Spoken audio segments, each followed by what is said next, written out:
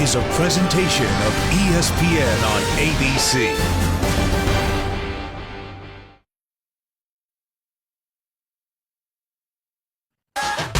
The second Saturday in October in the autumnal hues cascade across Evanston, Illinois. Folks, you're watching college football presented by Walmart. And it's homecoming here at Northwestern University. And it takes on a special meaning for today's coaches. It was once said, as truth be told, homecoming never gets old. Why come back? Homes are welcoming. Home is where the heart is. But sometimes home is where the hard is. Homecoming can be a place of familiarity. Yet, coming home can provide difficulty. Either familiarity or difficulty. Sometimes the road home provides quite the story to tell. In my opinion, we look like one of the most undisciplined teams in the country, and it kills me. I don't think anything in the past makes you think you can do anything in the future. I think you have to work at it. We've been really close a bunch of times. We don't have to worry about anything other than ourselves. If we just keep working and keep grinding, they'll get better. The whole attitude of everybody around here, I feel like we finally turned the corner. Kickoff just a few moments away, and when we come back, Molly tells us about some advice from one coach to another on building from the bottom up. We'll be back right after this.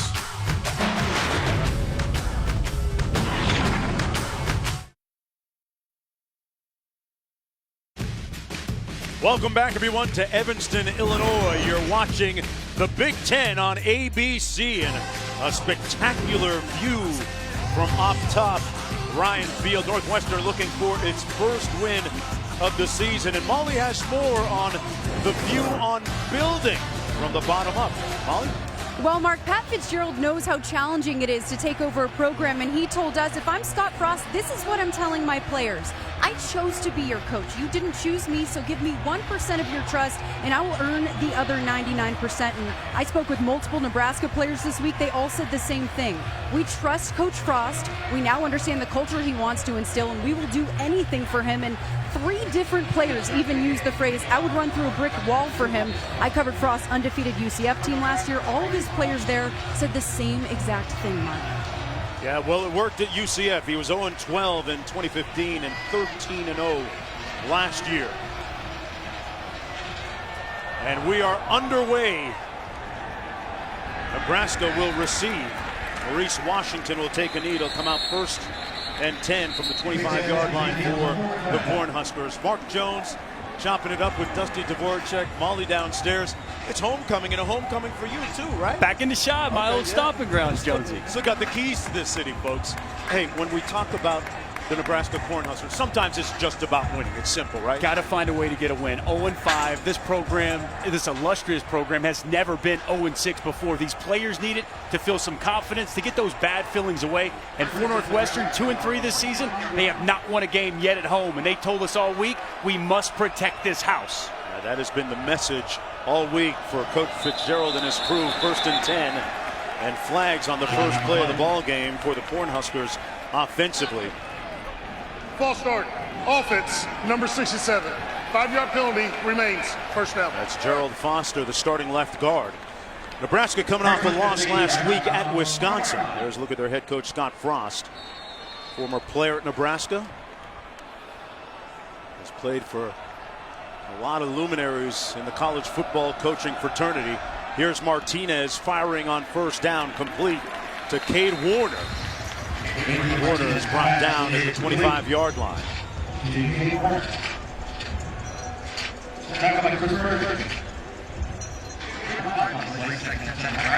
Second down and 10. Big game in so many ways for the Cornhuskers. They run it here. This is the tailback, Ezigbo, in the open field, all the way down to the 42-yard line. And a big run for Nebraska of 33 yards on their first rush. Outstanding block outside by Brendan Hymas. You're going to see him pull around, get out in front, set that hard edge. And Ezigbo does the rest. Big physical running back. He gets to the perimeter and out in the open field for a big pickup. Zigbo again between the tackles.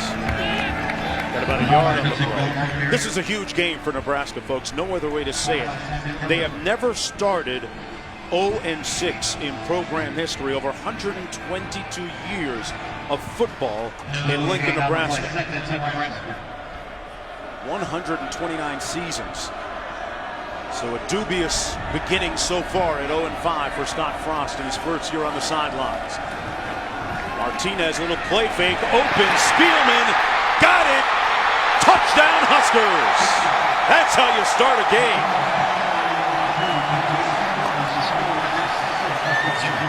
And J.D. Spielman has been electric the last couple of football games.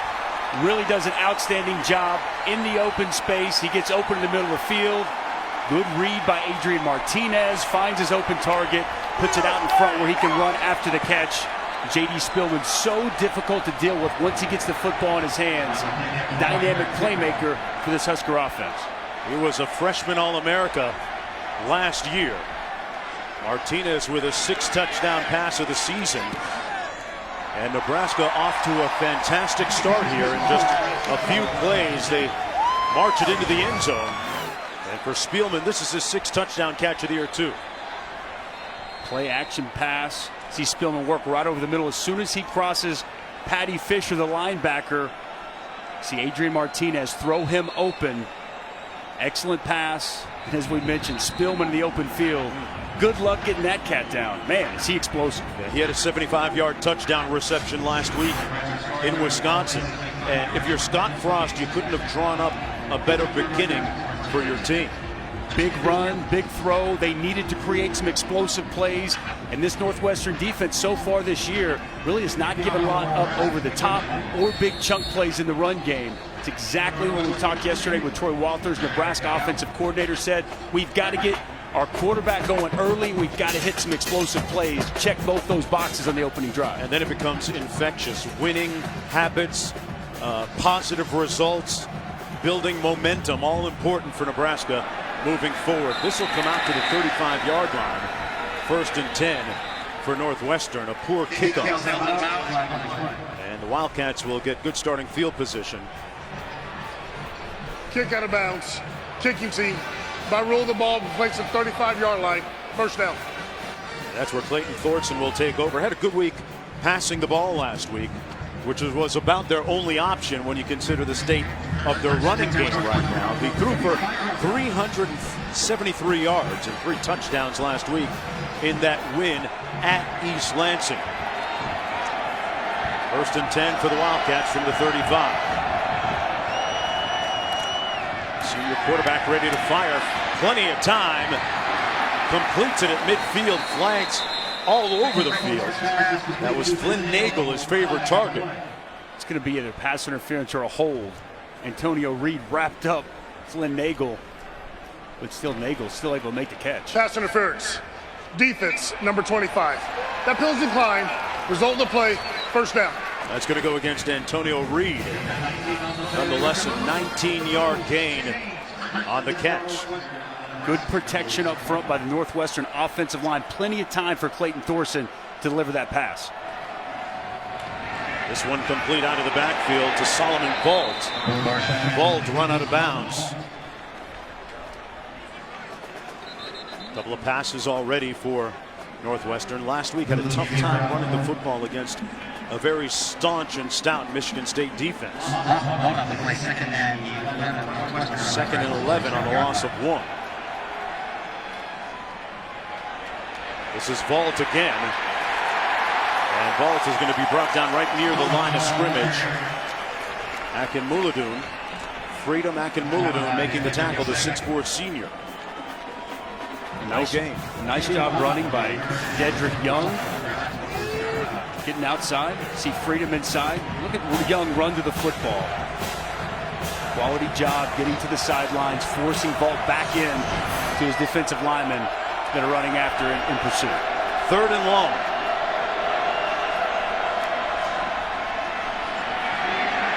Thorson has a man. Incomplete. He underthrew his receiver, Riley Lees. Lamar Jackson actually tipped the ball, but it's incomplete. And fourth down coming up for Northwestern.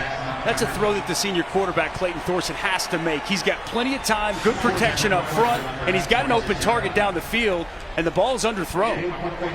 Nice job by Lamar Jackson to get a hand on it, but that should have been a touchdown. Fantastic protection. He steps into the throw, and the ball just underthrown. Colvin's punting to Spielman. And it'll come out 1st and 10 on the 46-yard punt. It's fall, second Saturday in October, and from one frost to another type of frost. Dusty, pass me some gloves quickly, please. Back after this.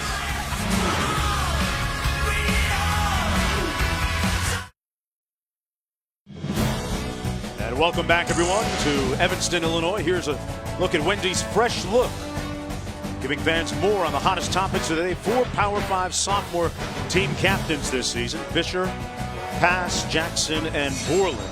At Northwestern, Louisville, Virginia Tech, and Ohio State on 1st and 10. Washington gets the carrier for the Cornhuskers, and Molly has more on Fisher's leadership. Yeah, that's right, Mark. Patty Fisher just went up to every defensive group separately, telling them to calm down, not get into their heads. They need to focus on their fundamentals. Well, they're off to a little bit of a shaky start, and they get shredded here on the completion over the middle to Jack Stoll. Savvy play by Adrian Martinez. Play action pass, and he fakes as if he's going to be a quarterback draw. Gives the head fake. Linebackers come up. Tight end Jack Stoll wide open over the middle of the field. And Martinez is a very dangerous runner. He hands it off this time. That was Washington. They're going pretty quickly here, Dusty. Martinez is a legit dual threat playmaking quarterback. Fantastic runner with the football, extremely athletic, and we've already seen his ability to throw the football. Scott Frost told us yesterday, at this point, where he's at in his career, as good as anybody he's had, and that includes the Heisman Trophy winner, Marcus Mariota. Out of the backfield, complete to Maurice Washington, a very talented freshman, steps out of bounds about 2 yards short of the first down. 3rd and 2 coming up for Martinez and that Husker offense. Washington's role is going to continue to grow. Last week against Wisconsin, he's getting more and more snaps, lining him up outside as a receiver. We saw him there catch the football in the backfield.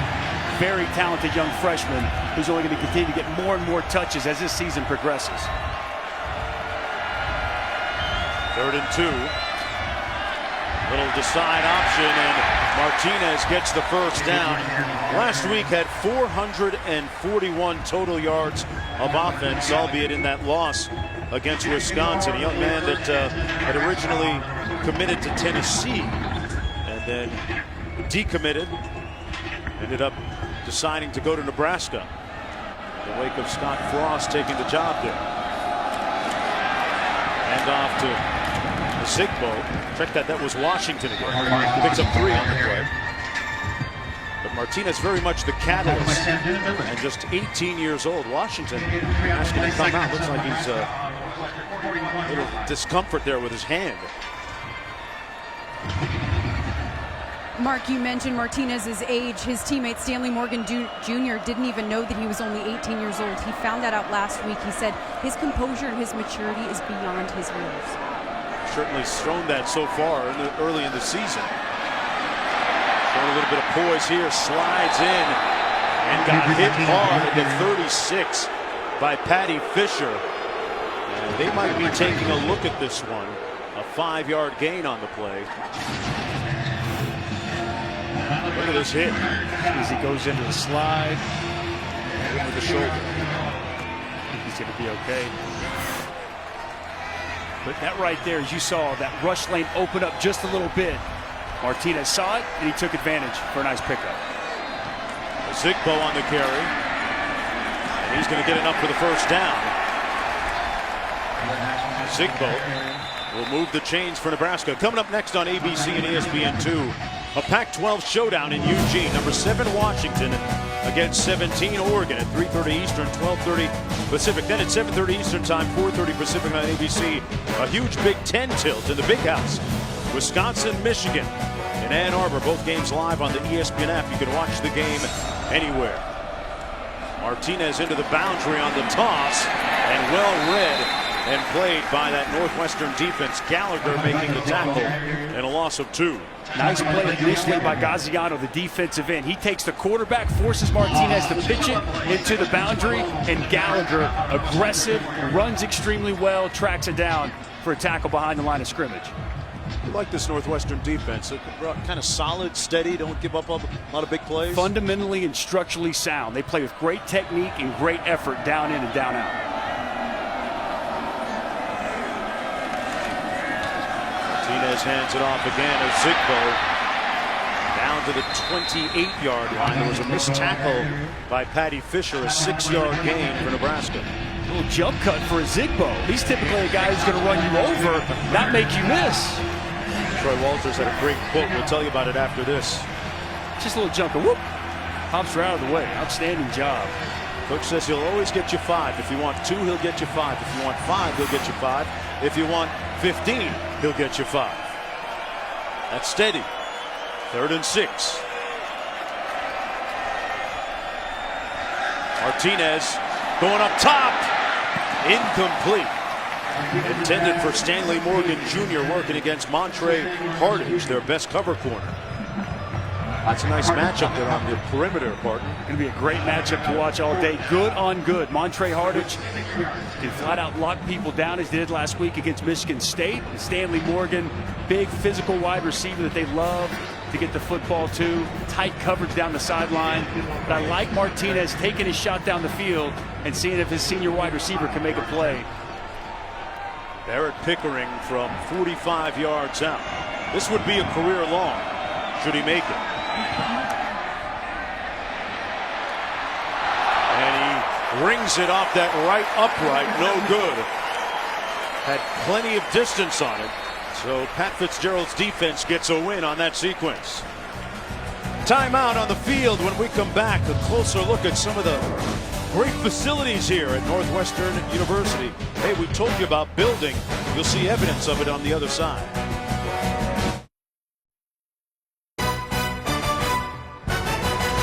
College football on ABC is presented by Walmart. Discover more ways to shop at Walmart today. And in part by Buick, proud partner of the NCAA. A look at Ryan Fieldhouse, opened in April, 96,000 square feet for 506 varsity athletes on campus. The facility is right on Lake Michigan. You saw it. They got 2 beaches here on campus here, folks. Price tag a little over $270 million. Wonderful contributions from the Ryan family, the Walters family. Walt runs it on 1st down and 10, and that facility is as good as you're going to see across the country, doesn't it? When we go around college, different college atmospheres, we see all kinds of beautiful facilities. I've never seen anything quite like that. It was futuristic, very modern, and it being right there on the lake, I mean, it really sets it apart from anything that I've seen on a college campus. Incredible what they've done here at Northwestern. Green on the reception, nice gain, brought down by Reed. They have brought football back to campus. For the entire time, it hasn't been that way for Pat Fitzgerald. And you guys, my favorite thing that Pat Fitzgerald said is adjacencies and efficiencies. Everything is more efficient in this building. He said it saves them nearly half an hour off of their day. That really helps. 3rd down and 2, and they're going to be stopped short on the reception. Great tackle, Antonio Reed. Stopped up Bennett Skowarnik. And it's 4th down coming up for Northwestern. Boy, this Nebraska defense, much maligned, Dustley, coming up with a couple of early impressive plays. Look at this open field tackle. Picture perfect, wrap up, get the guy on the ground in front of the sticks, and get your defense off the field. Back-to-back 3 and outs to start this game. Exactly what Eric Shenander needed from his defense. Collins punting. Spielman with a fair catch at the 22-yard line. 1st down and 10 from there for Nebraska. Off to a good start here in the 1st quarter. Coming into the game at 0-5. They've never been 0-6 in program history. But back to the Fitz-Carlton, as they call it here in Evanston, folks. Or the Fitz-Mahal. Yes.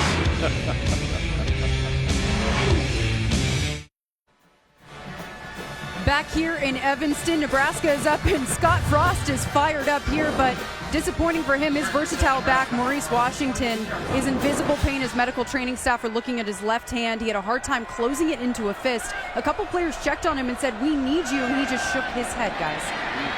He's a big part of what they do offensively. That pass complete to Stanley Morgan Jr. Hardage making the tackle on the play. He was off to a good start, Washington was. Versatility is the key, right? Because he can play receiver, he can play running back, makes guys miss, kind of gives you a different element than what you get with a Zigbo, and they wanted his role to continue to grow. So if he can't come back, that changes a little bit of what Nebraska wants to be able to do.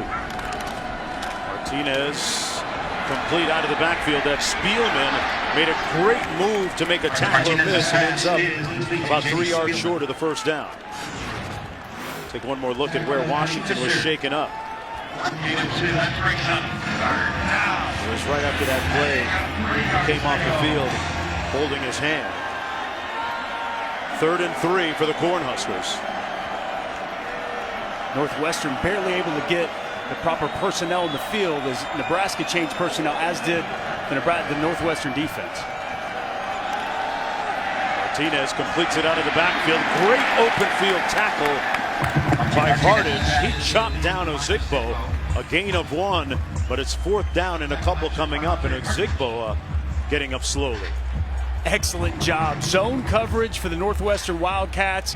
And Montre Hardage, the senior, coming off his best game of the year last week against Michigan State, comes up. Excellent open field tackle to get his defense once again off the field. We're seeing good tackling in open space here early on, Jonesy.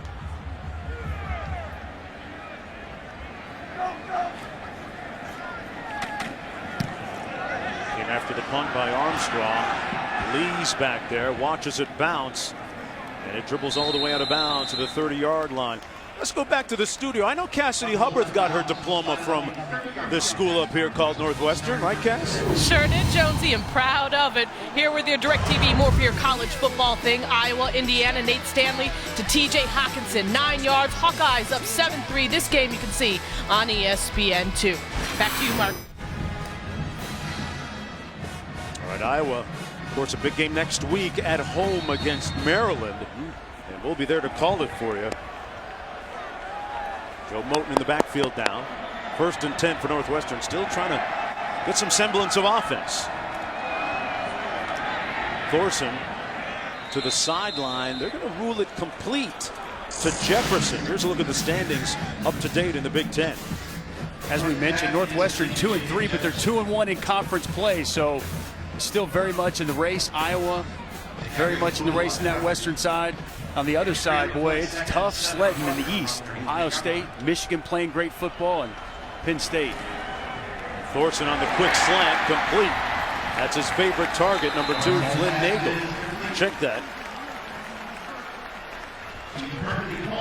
That's Pullman, an 11-yard gain on the play. Excellent read by Clayton Thorson. RPO. He fires a strike to a slot receiver for a nice first down.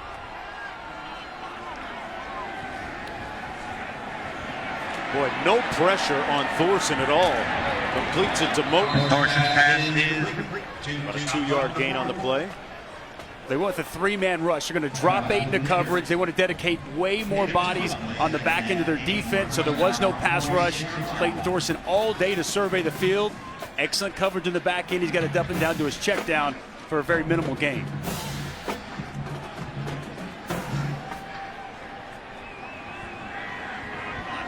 Green in motion. And Green makes the reception.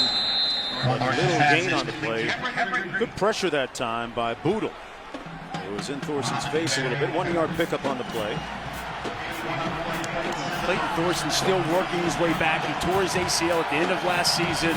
Did an excellent job rehabbing, getting himself back even ahead of schedule. But I still think from a mobility standpoint, athletic standpoint, he's still somewhat limited. See if Nebraska tries to dial up a pressure and move him off the spot. It's a 3rd and 7. Fitzgerald says if Thorson plays well, the team will follow. Pass complete. And that's going to be good for a first down to Flynn Nagel. Mr. Dependable for Thorson. He was working on Aaron Williams and picked up 8 yards for the first down. Yeah, Flint Nagel's his go-to guy. When they need a play, look for number 2 to get the football. Outstanding job working back to the ball, slightly thrown inside, no problem for the sure-handed receiver, Flynn Nagel. First time on the day that Northwestern has gotten on Nebraska's side of midfield.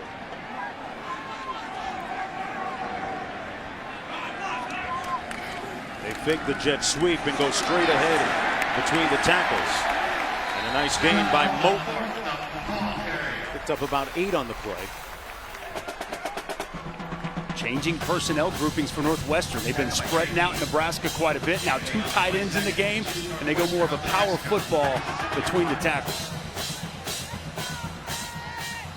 Not had a ton of success running the football, especially since the loss of their stud Jeremy Larkin a few weeks ago. That was a huge blow. Nice cutback move there by Moten, and he picks up the first down. Let's go back to Larkin. Jeremy Larkin had to retire because of a neck injury. Spinal stenosis, which technically is a narrowing of the spinal column, and it was interesting how quickly that happened.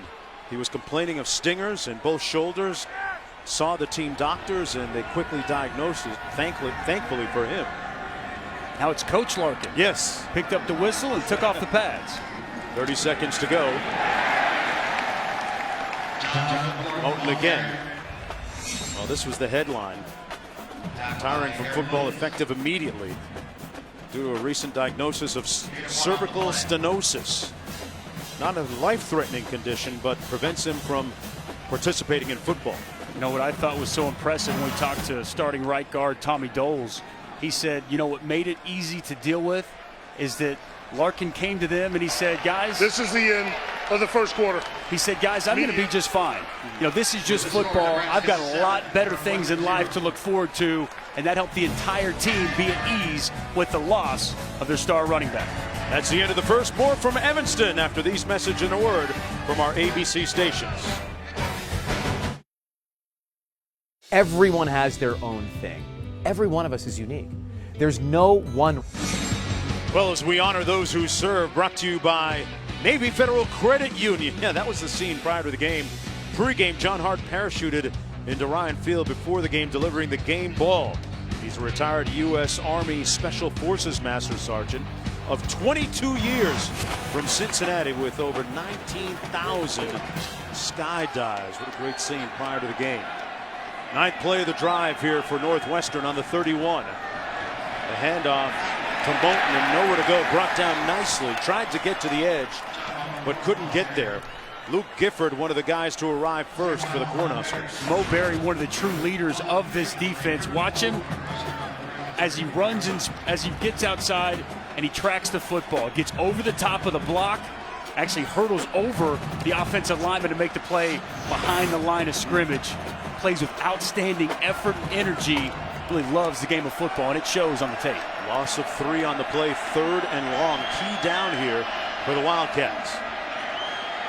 Thorson, they set up the screen and diagnosed very well by the Cornhuskers. Nowhere to go, and that really took them out of field goal range on that loss. Colin Miller there to make the tackle. They lost 7 yards on the play.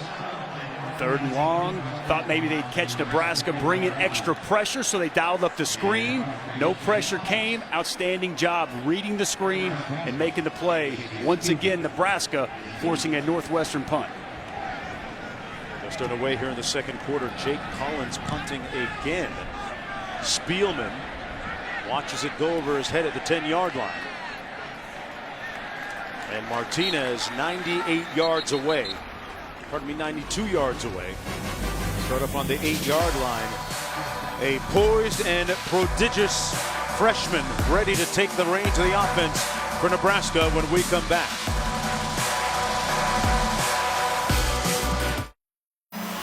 Who knows their alma mater? Other than go, you Northwestern, fight for, well, that's it. Go, you Northwestern, break right through that line. With the colors flying, we will cheer you all the time. You rah, rah. Go, you Northwestern, fight for victory. Spread far the fame of our fair name. Go Northwestern, win that game. Do, do, do, do. Well, they could use a pep talk and a little singing of the alma mater, because right now Northwestern trailing 7-0, pass incomplete. Good pressure up front by Ernest Brown. Randy Scott was nice. Randy won that. Him and Darren? I don't know. Darren Ravel, the intensity on his face, man, he was locked in. He wasn't messing around. Nice work. Martinez hands it off. That's a Zigbo with a nice gain, picks up the first down.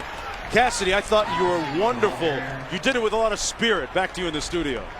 You gave it to Randy, though, but let me get to this cut-in first. Let's take a look at a performance above, brought to you by Jersey Mike's. Number 3, Ohio State trailing Minnesota until Dwayne Haskins finds Terry McLaren, who wrestles the way for the 41-yard touchdown, Jonesy. All right, Cass. Pass complete this time to Cade Warner. Pass was kind of tipped a little bit by Jordan Thompson, nonetheless complete. About a 5-yard gain on the play. Second down coming up for Nebraska. Cornhuskers, if you just joined us, scored on their opening drive of the ball game, haven't scored since. Been impressed so far, though, Zigbo, not just between the tackles, but showing a little bit of making guys miss and some speed in the open field. Nice start to this game for the senior running back. Martinez keeps it. A huge hole there and picks up the first down to the 40-yard line. Adrian Martinez showing you why he was one of the top 10 dual threat quarterbacks in the country last year. Gains 13. When you get that running game going with your running back, it's going to freeze up the defensive end. Watch him go with the running back and an outstanding read by Adrian Martinez. The defensive end has to go with the running back, and Adrian Martinez with a big pickup around the edge. He fumbled the snap, stays poised on the post, and overshot his receiver, Stanley Morgan Jr. Morgan Jr. had a stride on him, though. Martinez, one of his few miscues. You know, when you talk about a true freshman starting at quarterback at a program like Nebraska, the list is very short. He is amongst a very talented group, a small group of guys that have started as a true freshman. Look at the great history of this program. Scott Frost played for several great coaches. Tom Osborne among them. Martinez going to keep it this time. Tiptoes around the edge. Be a hold pushed out of bounds at the 41-yard line. There's a flag down on the play.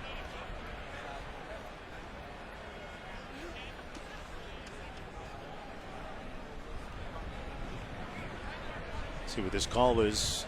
Flag down at the 39-yard line.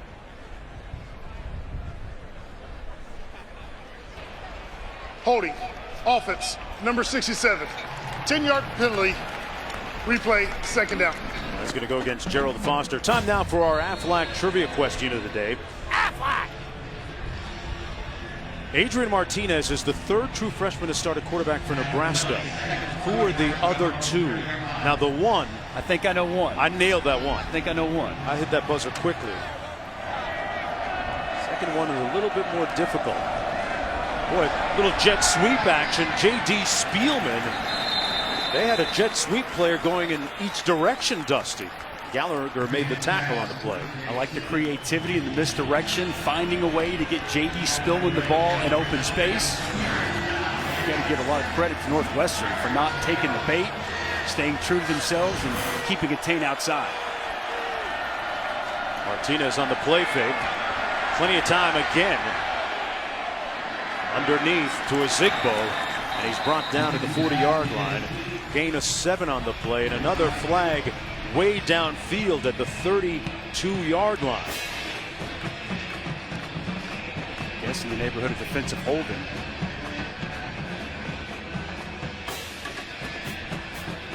Scott Frost, when you sit down and meet with him and speak with him, he's very understated. There's no foul for an illegal substitution on the defense.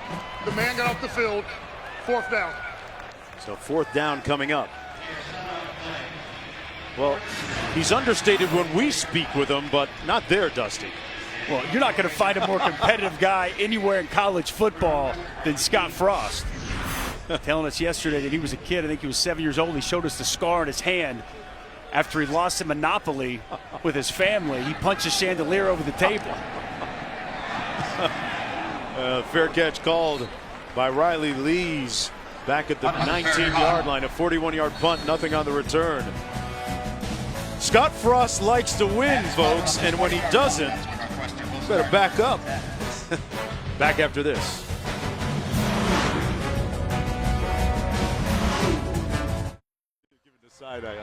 We have to own what we are. If you're not willing to look at who you are, then you're not going to fix who you are.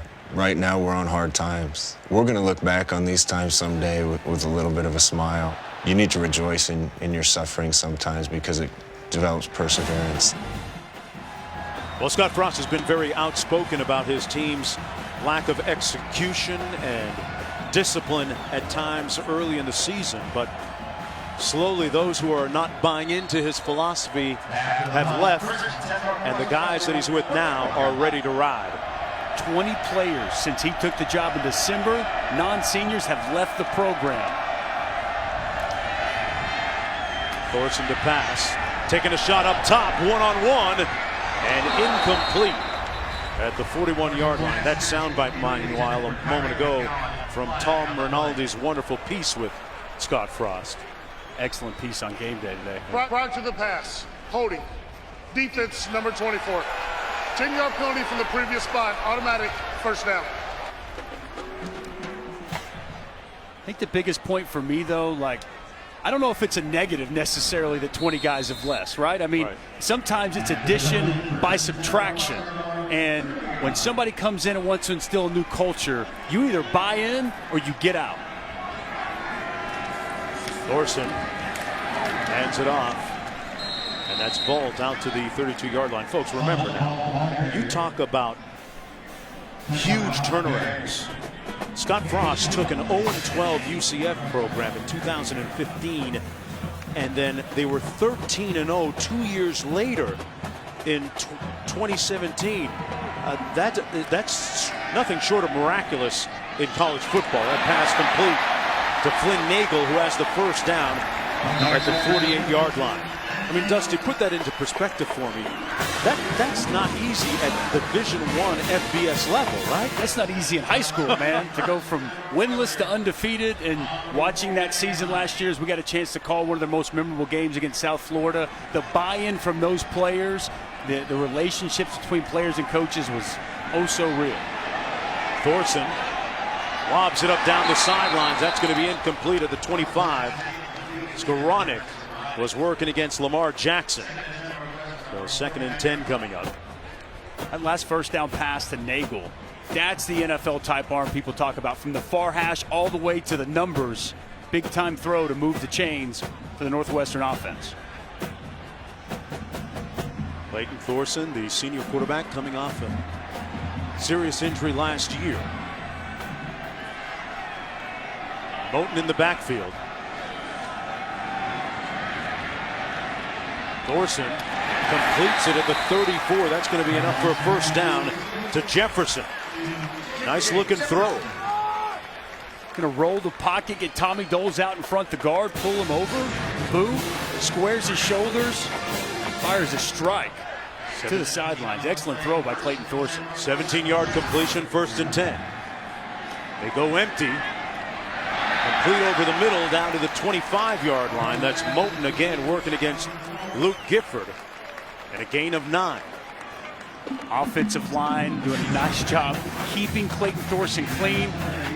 Look at Mohamed Berry coming inside. He's going to come in on a blitz. They clean him up. Nice pocket for Clayton Thorson to deliver the pass over the middle. 2nd down and 2. Moten picks up the first down. Back to Thorson. You know, his father, Chad, played linebacker for the New York Giants at Wheaton College collegiately, where his 2 brothers also played. Now, his neighbor, Kent Graham, played, of course, at Notre Dame and Ohio State and in the NFL for 10 years, so he always had a great role model growing up. Graham would watch film with him a lot of times, watch different NFL quarterbacks, schooling him as early as the 7th grade. Thorson almost intercepted that time at the 7 against Cam Taylor.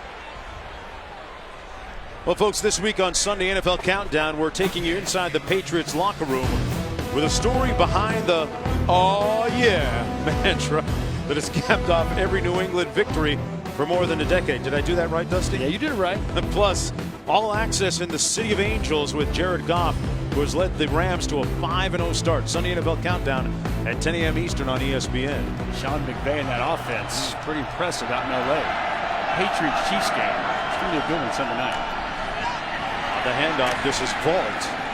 And Vault picks up 2 yards down to the 20-yard line. This is a little bit of a different start for Northwestern. They've had faster starts in some of their previous games and then tended, unfortunately for Coach Fitzgerald, to falter in the second half of some games. They had some third quarter and fourth quarter issues. Trying to strike a balance here in the first half, running the football, throwing it. Big 3rd and 8 here for this offense. Watch for Nagel in the slot down low. Those fans you hear making noise are Nebraska fans. That'll keep them quiet. Touchdown, Nagel.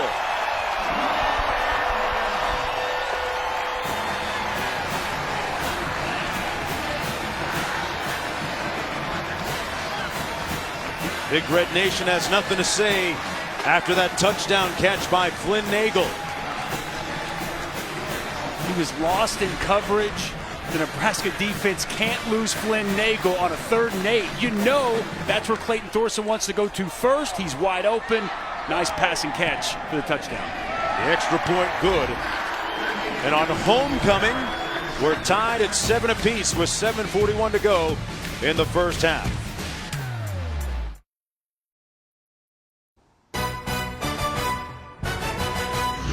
College football presented by Walmart on ABC is brought to you by Pacific Life. Experience the power of Pacific. And Nissan, innovation that excites. Man, I'll take 2 scoops. You know, according to some, the ice cream sundae was named in Evanston, Illinois at Garwood's drugstore. In the late 1800s, Evanston passed a law banning sodas on Sundays. To absolve the sin of sipping an ice cream soda on Sunday, the ice cream and syrup were served without the soda. The name was changed to Sunday because Sunday soda was considered sacrilegious. And on his feet still, Washington back after that hand injury with a nice return. Let's take a look at our Voya playbook. Well, Nebraska's going to bring pressure off the edge, which means what? Man-to-man coverage outside. Look at Aaron Williams working on the slot. Flynn Nagel, man-to-man coverage. He fakes inside, gets outside, no safety help. Wide open, easy touchdown pass for Northwestern. Northwestern evening the score at 7. Nagel's an interesting story when you look at all his siblings, 6 of them in all in his family, all played collegiate sports at the NCAA 1 level. That's Maurice Washington stopped up right near the line of scrimmage, little or no gain on the play.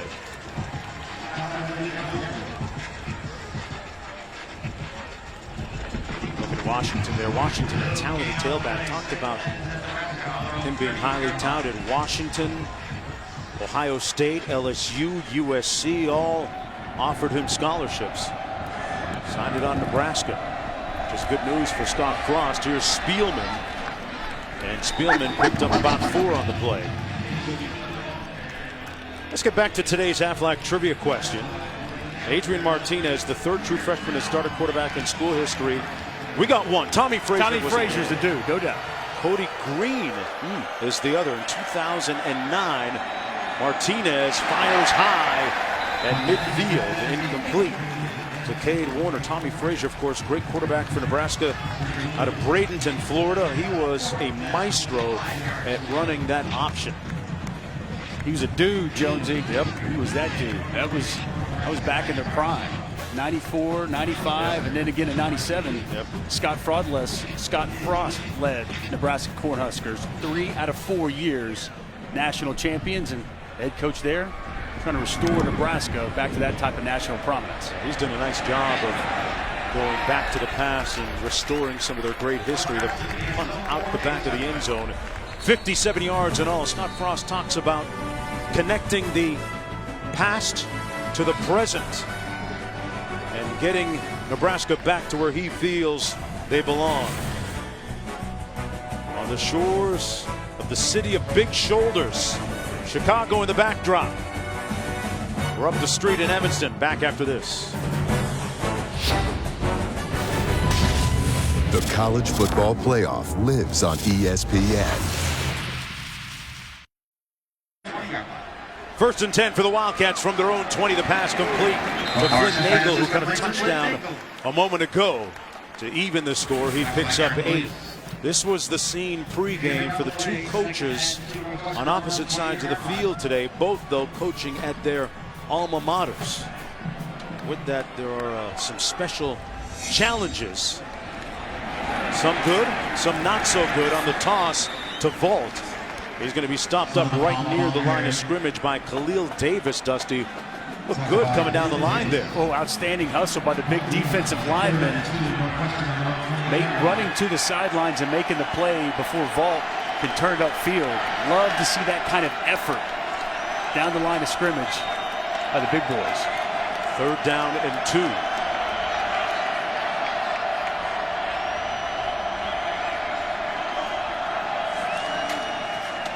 Line up and play a little smash ball and get just enough by Vault for the first down. Berry and Gifford making the tackle on the play. This is homecoming. Coach Fitzgerald telling us yesterday had just finished speaking with some 250 grads and a bunch of old friends in town as well. The 2008 Alamo Bowl team being honored this afternoon as well. Homecoming weekend, the Wildcats looking for their first home win of the season. Thorson fires complete again. Gain of about 9 to McGowan. Let's go back to Cassidy in the studio. Thanks, Jonesy. Now for the All-State Mayhem moment. Number 14, Florida, possible hangover game against Vanderbilt. Kyle Shermer to Keyshawn Vaughn. 75-yard score puts the Commodores up 14-3. This game over on ESPN. Jonesy, Dusty, Molly, back to you. All right, Luke Gifford came in like a missile on Solomon Vault and a loss of 2 on the play. Wow, what a play, Dusty. Boy, Gifford, you know, he got a lot of praise from the coaching staff coming off the edge. He's unblocked. Big time hit on Solomon Vault behind the line of scrimmage. Negative plays, what this Nebraska defense needs. Setting up 3rd and really long for Clayton Thorson in this offense. They're going to spread the field. Gifford looked a little bit like young Trev Alberts on that play. 3rd and 3. And nobody home. Little malfunction at the junction there between Skowronek and his quarterback Thorson. They were definitely not on the same page. No, they weren't. Looked like Clayton Thorson thought he was going to run an out. He runs a slant, and boy, bad communication from quarterback to wide receiver on 3rd down.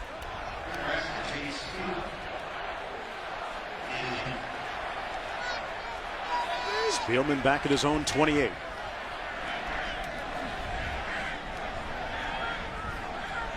J.D. Spielman, of course, the son of Rick Spielman, former GM of the Minnesota Vikings. Chris Spielman, his uncle.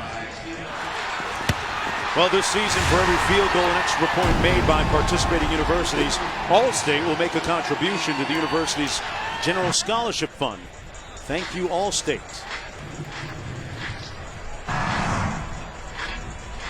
Beautiful day here on the shores of Lake Michigan. You know, Dusty, the players were telling us, Patty was telling us that they use that as an ice bath. You know, the polar plunge, my man. And nowhere to go for Martinez. He did well just to get back to the line of scrimmage. You know, this Northwestern defense has really settled in from that opening drive. Opening drive, Nebraska goes 75 yards in 4 plays.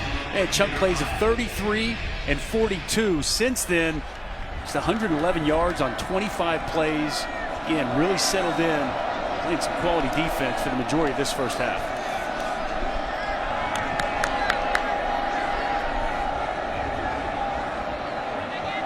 Play clock at 10. Martinez into traffic and incomplete.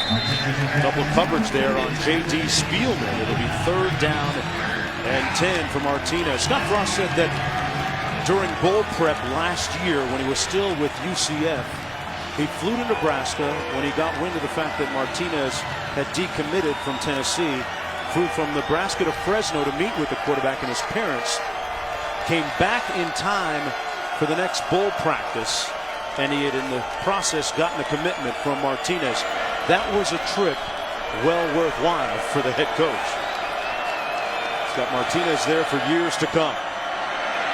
And he fumbles it, got drilled from behind. It's loose. Scooped up and scored. Brown with the hit. Williams with the big hit, and Brown collected the ball. Well, Hank Woods, the defensive coordinator. Moving on the field as a fumble recovered by the defense for a touchdown. Mike Hankwitz, the defensive coordinator for Northwestern, he's going to dial up a blitz. He's going to bring Trey Williams. You'll see the corner walked up the line of scrimmage. He's going to come inside. Nebraska doesn't pick it up. And a big hit on Taylor Martinez as he still has the football. That is a fumble, and the scoop and score by Ernest Brown. Dialing up the pressure, it gets home, and a huge game-changing play for Northwestern.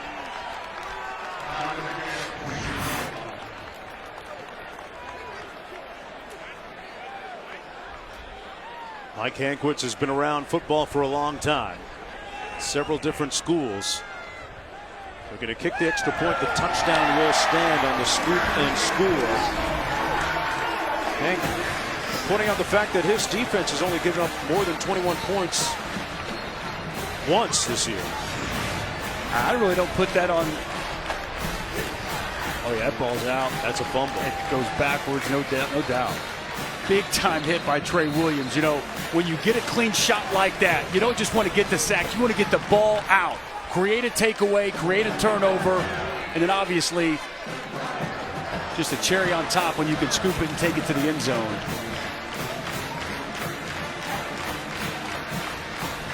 There were a whole bunch of Northwestern players around that ball. A little convoy into the end zone. Not as easy as you think either to scoop that thing so gracefully as Ernest Brown did. I can tell you, big guys, we kick it, we bobble it. Like fielding a grounder, huh? Graceful job scooping that thing and taking it to the end zone. 3:01 to go in the first half. Northwestern with a 7-point lead. This is Maurice Washington. Got around the corner, but ran out of real estate, out of bounds at the 17-yard line. And now we see how Adrian Martinez rebounds from that adversary. Turnovers have really plagued this football team all season long. Turning over too much and not taking it away enough. Turnover margin, obviously the #1 stat in all of football. You win that, you're going to have a good opportunity to win games. Costly turnover by the young quarterback here early in this football game. Facing a little adversity, a Zigbo on the handoff. Broken tackle makes it out to the 22-yard line. Miller making the tackle on the play. I think Troy Walters told us, though, is that, even whenever adversity hits, Adrian Martinez is as good as anybody about being cool, calm, collected, showing excellent poise.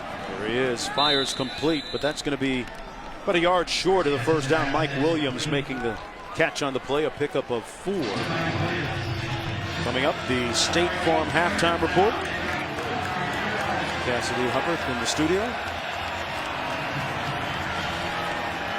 Check that. Kevin Gandhi in the studio. Jonathan Vilma and the coach. Martinez keeps it and just got enough, it looks like, for the first down, depending on the spot. Martinez keeping the drive alive with a little under 2 minutes to go. Yeah, Cassidy not doing the halftime show. Cassidy was magna cum laude, I think. Is that right? Northwestern. I think you're just trying to get some brownie points at this point. Well, come on, Jonesy. She was upset that I wasn't happy with her singing of the alma mater earlier. Martinez with the sidestep move. Finds his receiver Williams, and a nice play. Wonderful resourcefulness takes Nebraska into Northwestern territory. Sometimes you got to be a playmaker. Gallagher comes clean off the edge. He loses contain, comes inside. That's Adrian Martinez just being a playmaker. Buy some time. Lets his receiver get up the field and make something out of nothing. Excellent job by the freshman quarterback. Still plenty of time. Martinez gets rid of it quickly again to Williams. Williams picks up another Nebraska first down. And they're on the fringes of field goal range now for Barrett Pickering, their place kicker. 13-yard gain on the play.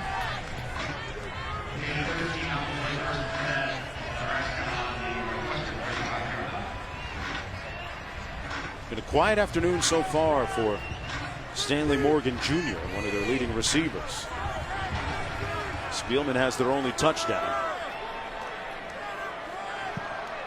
There's Morgan up top. They run it into the boundary, though, with Spielman. They move him around a lot to get him the football down to the 30, Dusty. And now with 1:03 to go, a timeout called by the Huskers. Timeout, Nebraska. Their first charge, 30 seconds in length. They're smart with Spielman, right? Because he's such a dynamic playmaker, and defensively, they want to try to take him away. They're going to move him around and make sure defensively, you can identify him, know exactly where he's at, and able to stop him. How big is a score here for Nebraska with about a minute left in the first half? Yeah, they need to get points, right? I mean, especially coming off the turnover where they give up 7. You'd like to see them be able to score some points here, have some momentum before they go into halftime. 7's better than 3, but at this point, you got to find a way just to come up with some points on the scoreboard. Coming back out here, and this season Taco Bell celebrating student sections. Passionate fans like these by awarding the best student section of the year. Northwestern Wildcat student section already on the national watch list. Go to ESPN.com/Taco Bell to see how your school can compete. The pass complete to a Zigbo. Got a nice block out in front of him, and all the way down to the 12-yard line. Another Nebraska first down. Got to get out of bounds if you're a Zigbo. You got to understand exactly where the clock's at. He could have easily stepped out. Now they got to go fast. Martinez hands it off again. A gaping hole. Touchdown, Nebraska. Boy, did that work out well.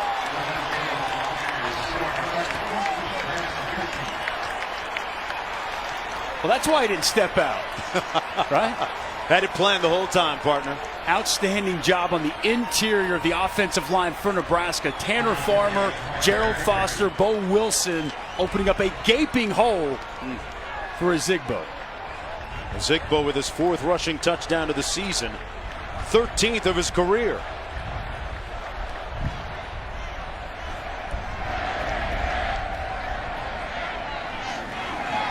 Barrett Pickering with the extra point, and he missed it.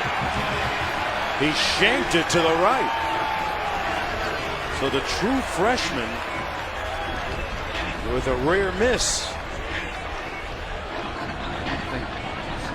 See how Scott Frost reacts to this. He's walking the green mile over to Scott Frost. Man.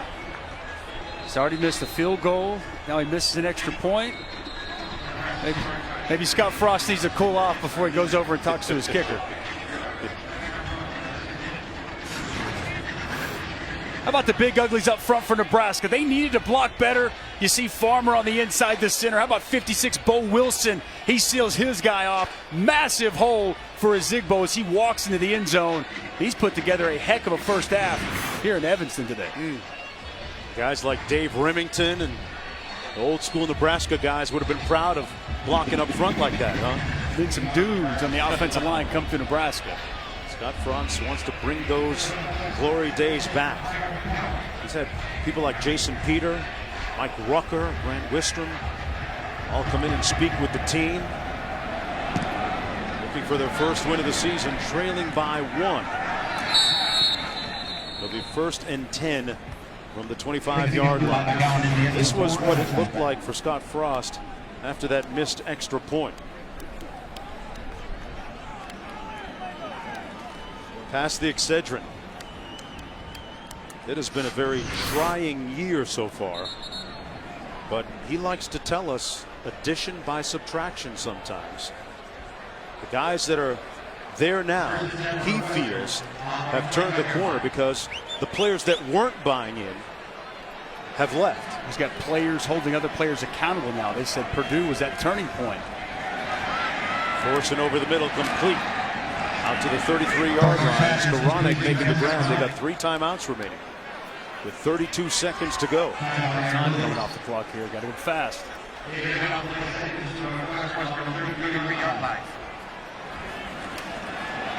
Thorson again, complete. That's Moten out of the backfield. Got enough for the first down. Picked up 4 on the play. 18 seconds to go. They got to keep it moving. The clock is rolling, and Fitz is going to concede. That's a little surprising. Senior quarterback, big arm. You got Flynn Nagel's having a heck of a day. You've had some success in the second quarter throwing the football. Of the first half. I don't know, man. I mean, what are you going to do with those timeouts? Take them home with you? Can't cash them in for much. That's the end of the first half. We're going to go back to the studio and the State Farm halftime report. Kevin, Mac, Jonathan, after these messages and a word from our ABC stations. Welcome to the State Farm halftime report. We got a good one here. How about Clayton Thorson to Flynn Nagel? Northwestern up 14-13 against Nebraska. Scott Frost looking for his first win as the head coach of Nebraska, trailing by 1. We're going to stay in the conference. Number 3, Ohio State at the Shoe hosting Minnesota. What's going on with the Ohio State defense in this one, JV? Well, I tell you what, Kev, outside that defensive line, which I love to see play, they are not as good as everyone believes in the secondary at the linebacker position. Well, Dwayne Haskins trying to do everything he can with the offense. Nice adjustment there by Terry McLaurin. But then you see, again, Minnesota pounding it inside. Yeah, Minnesota's been more physical in the first half in this game. Ohio State's getting their plays through the air with throws. Urban Meyer at halftime is going to challenge his bunch to run the football in the second half. What a beautiful grab by K.J. Hill for Haskins now. 27 touchdown passes. That leads all quarterbacks in the FBS. It is Ohio State winning 17-14. Welcome to the studio. Kevin Nagani alongside Mac Brown and Jonathan Velma. Any concerns now watching this game, Ohio State, the way they're playing? I mean, you're relying on Haskins to kind of bail that defense out.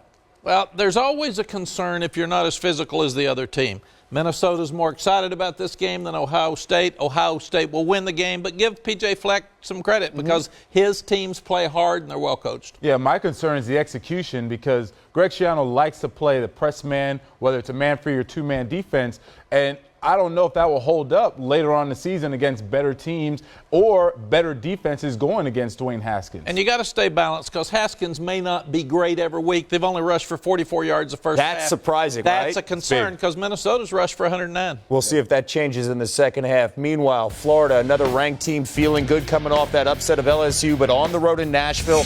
This was an 11 a.m. local start, and they're sleepwalking.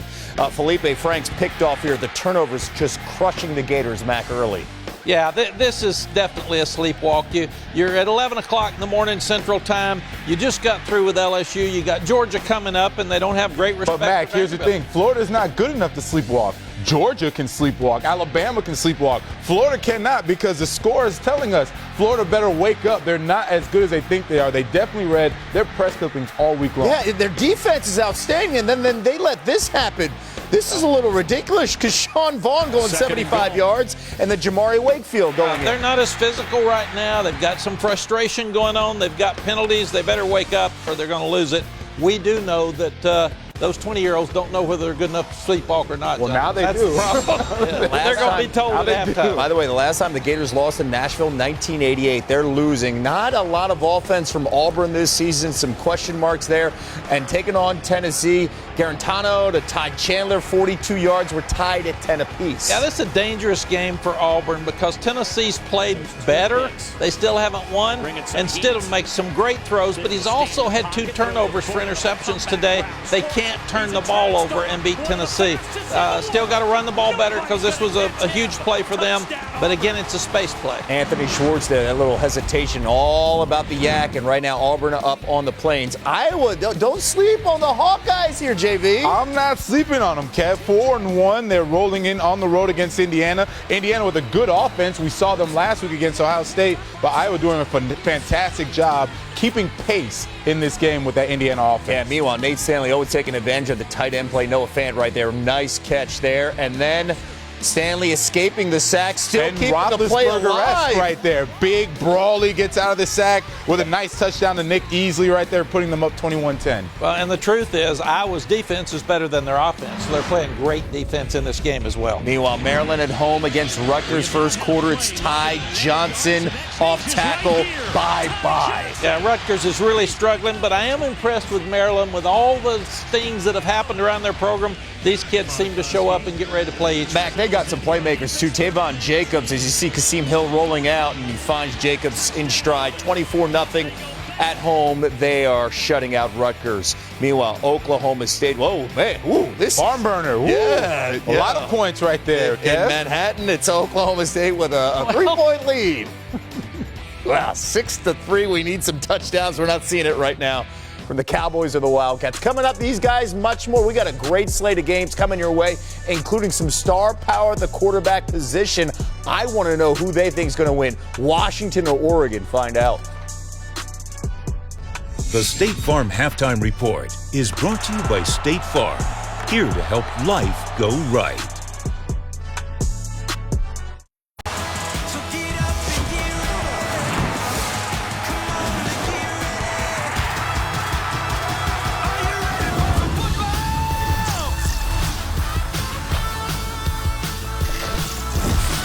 Welcome back to the State Farm Halftime Report.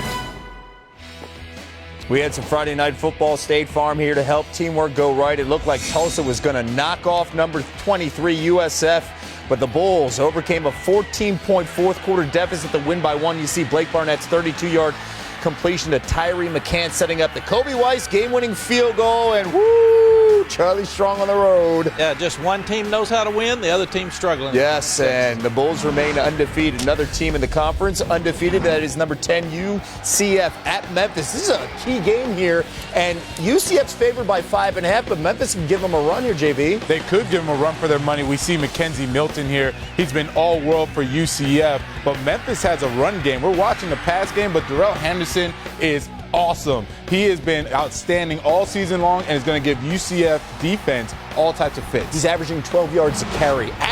Meanwhile, Mac, number 2 Georgia at number 13 LSU. The Dogs favored by 7, but going in a tough environment. Yeah, we're going to find out who Georgia is today. Are they the same team they were last year?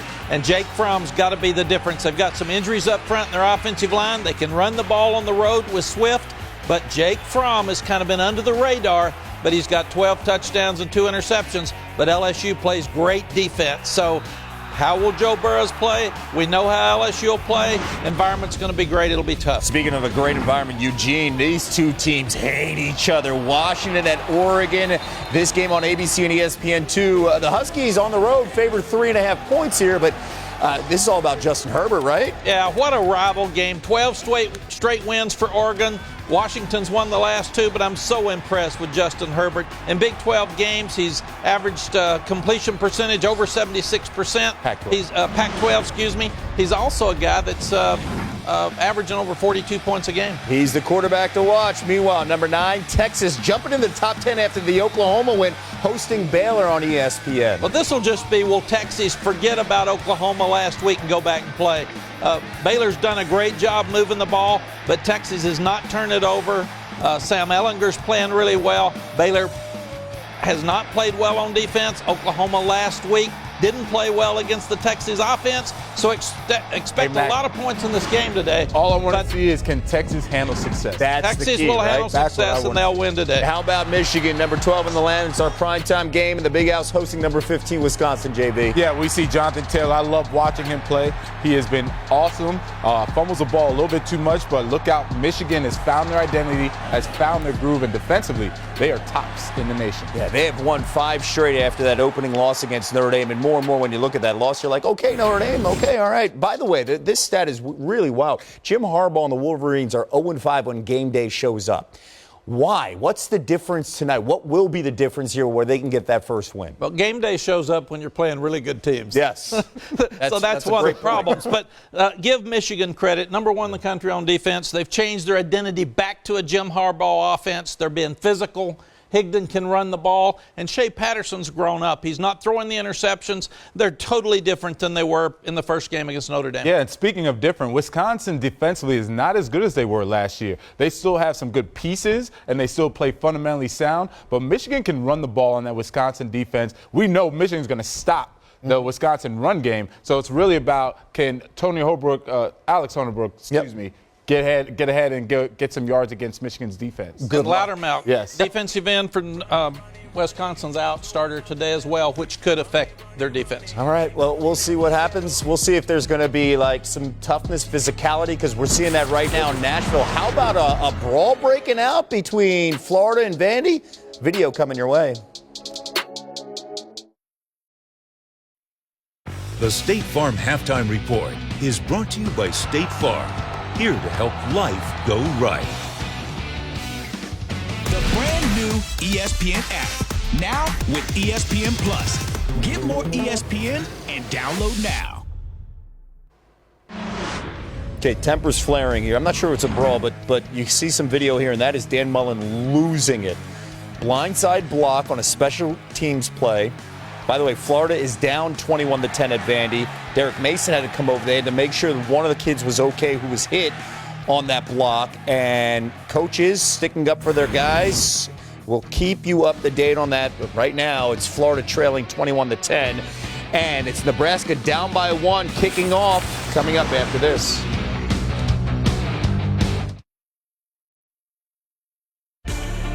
Welcome back, everyone, to college football presented by Walmart. Here from Evanston, Illinois. Nebraska trailing by a point, and you know the Wildcats head coach Fitzgerald has a lot of fans at the worldwide leader. In a sport where the word loyalty has no place whatsoever, Pat Fitzgerald stands out like purple royalty. I was a student broadcaster when Pat was there for the '96 season, and he was a go-getter. He was in on every tackle. The face of our school is football coach Pat Fitzgerald, and there is absolutely no one who better represents what Northwestern University athletics stand for. He is a class act. He embodies Northwestern. Coach Pat Fitzgerald is a Wildcat.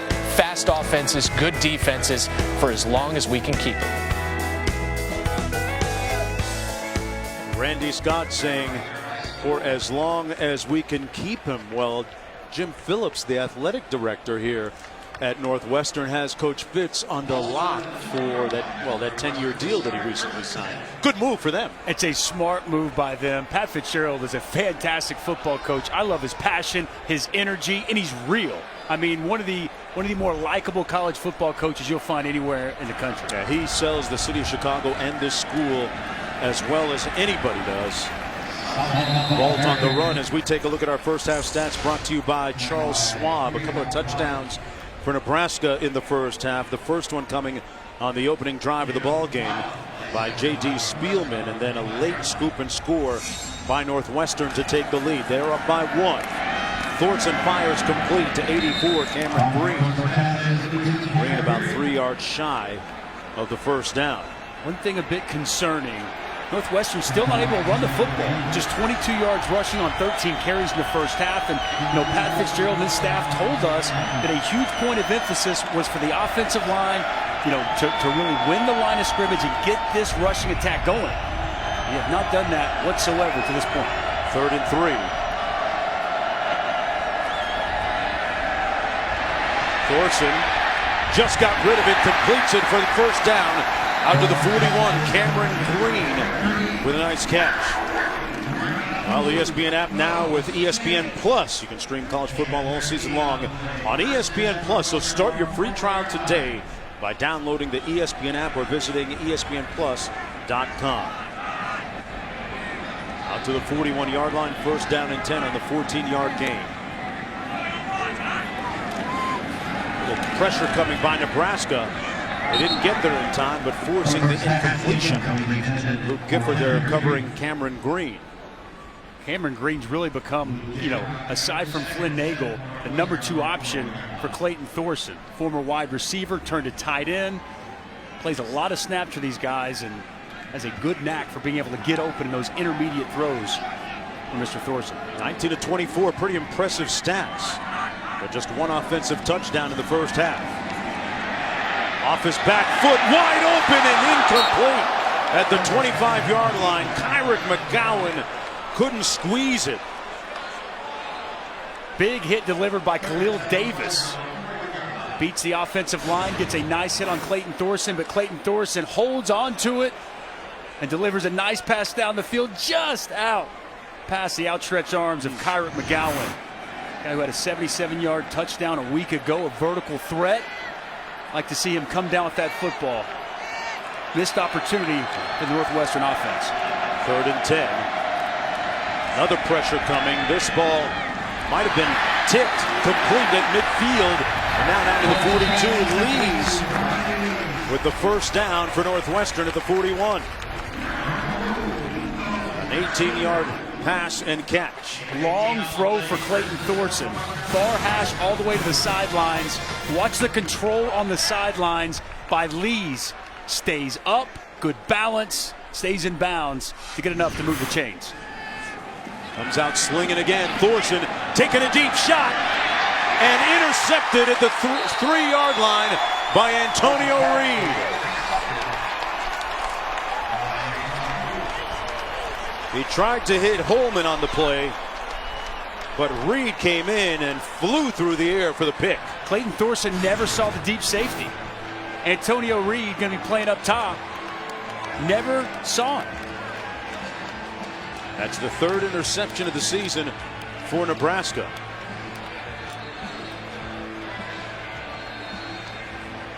A deep safety over the top. He just plays center field. Gets an easy interception. Clayton Thorson thought he had man-to-man coverage. And a very acrobatic and athletic interception. 1st and 10 from the 3-yard line for Adrian Martinez. Divine Ozigbo in the backfield.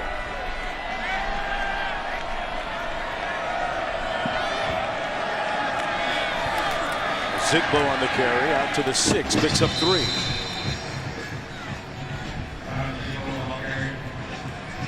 Well, guys, Nebraska head coach Scott Frost very encouraged by the performance of his freshman quarterback Adrian Martinez in the first half. He said he's doing everything we need him to do for us to win. Very encouraged by his response to that sack fumble. We just need to be more efficient on offense. Also, Stanley Morgan Jr. hasn't been as involved. He said they're moving their best corner on top of him. We need to get creative and open him up. Only that time they used Jack Stoll, the tight end. Yeah, Morgan Jr. is one of their top targets. Had 25 catches coming into the game this afternoon. Montre Hardage, 24, is that top cornerback for Northwestern that Molly was alluding to. They still got to find a way to get him touches, though, Jonesy. Zigbo zigging and zagging out to the 20-yard line. What do you do to get Morgan Jr. open? Is it moving him around? Is it that simple? Motion, move him around. You know, if they're going to go man-to-man coverage and he's going to follow him all over the field, move him around. Just try to create, you know, some way that Hardage can't stay with him. Snap the ball while he's still in motion, let him get up the field. Morgan Jr., a native of New Orleans. He's thinking about coming out after last season. Decided to return for some unfinished business at Nebraska. Martinez, incomplete for Ozigbo at the 19-yard line. Good pressure by Jordan Thompson, number 99. He was right up in Martinez's grill. And 3rd and long coming up now for Nebraska. Thompson working on Matt Farniok, the right tackle. Quality pressure to get the ball out of Martinez's hands before he wanted to.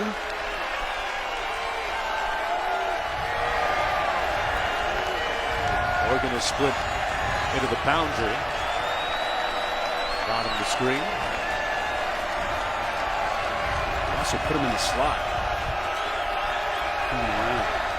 Spielman, another one of Martinez's favorite targets. Martinez, though, got his giddy up on and picks up the first down. A sprint out to the 33-yard line for the true freshman. 18 years old. Didn't even play because of injury in his senior year in high school. He picked up 12 yards there. Spread the field, defenders spread out. There's a lot of green grass in the middle. All day on the post and completed the 43-yard line to Morgan Jr. So Finally, Dusty, they got the ball to him. Sometimes you just got to put the ball up and let your playmakers go make plays. I know Montre Hardage is on him, but Stanley Morgan, one of the better wide receivers in the Big Ten, hits him on a post route, man-to-man coverage. Stanley Morgan said, I got you on this one. Nice throw and catch. 26 yards on the pickup. Martinez on a predetermined run. Got a great block and tripped up at the 40-yard line by Hardage. Boy, Montre Hardage just played a pretty nice game on the corner.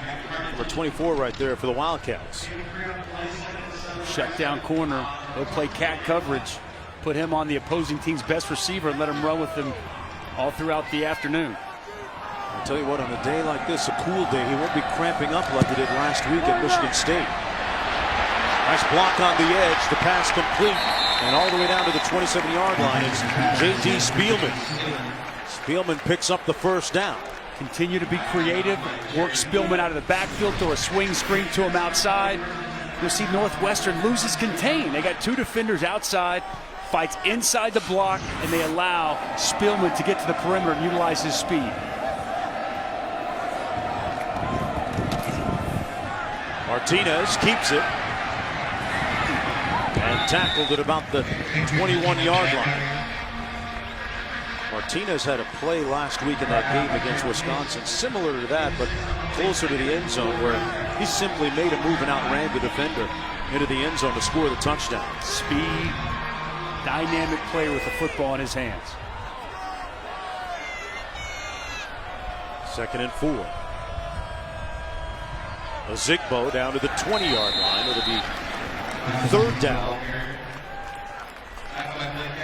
Gallagher making the tackle. Homecoming weekend here in Evanston, Illinois.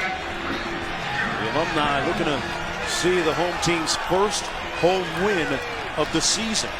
They've won twice on the road this year, but not at home. Like a run with the quarterback read option. Martinez pulls it out and passes to Spielman complete. Let's see where they spot this. They're going to give him the first down. At about the 16-yard lines on the 4-yard gain by Spielman, who, according to the coaches, has had the best season of all the wide receivers so far. They go quick. Ozigbo stays on his feet and makes it down to the 11-yard line. Took the hit from Trent Goins and picked up 5. Trent Goins missed the tackle at the line of scrimmage. You've seen Ozigbo make a lot of Northwestern defenders miss here today. Gets another opportunity. Great sidestep. Oh, hit him with the sauce. Ozigbo stretching, reaching, and short of the end zone. Patty Fisher tripped him up, but a 10-yard gain. Well, they told us, and I'm watching the tape, Ozigbo doesn't make people miss. Watch this, ladies and gentlemen. Jump cut, make you miss here. A little stutter step. Making several Northwestern defenders miss. Yeah, don't believe it. Man. We've seen that more than once this afternoon, Dusty. Yeah. Jump cuts are in full effect today. Is under further review.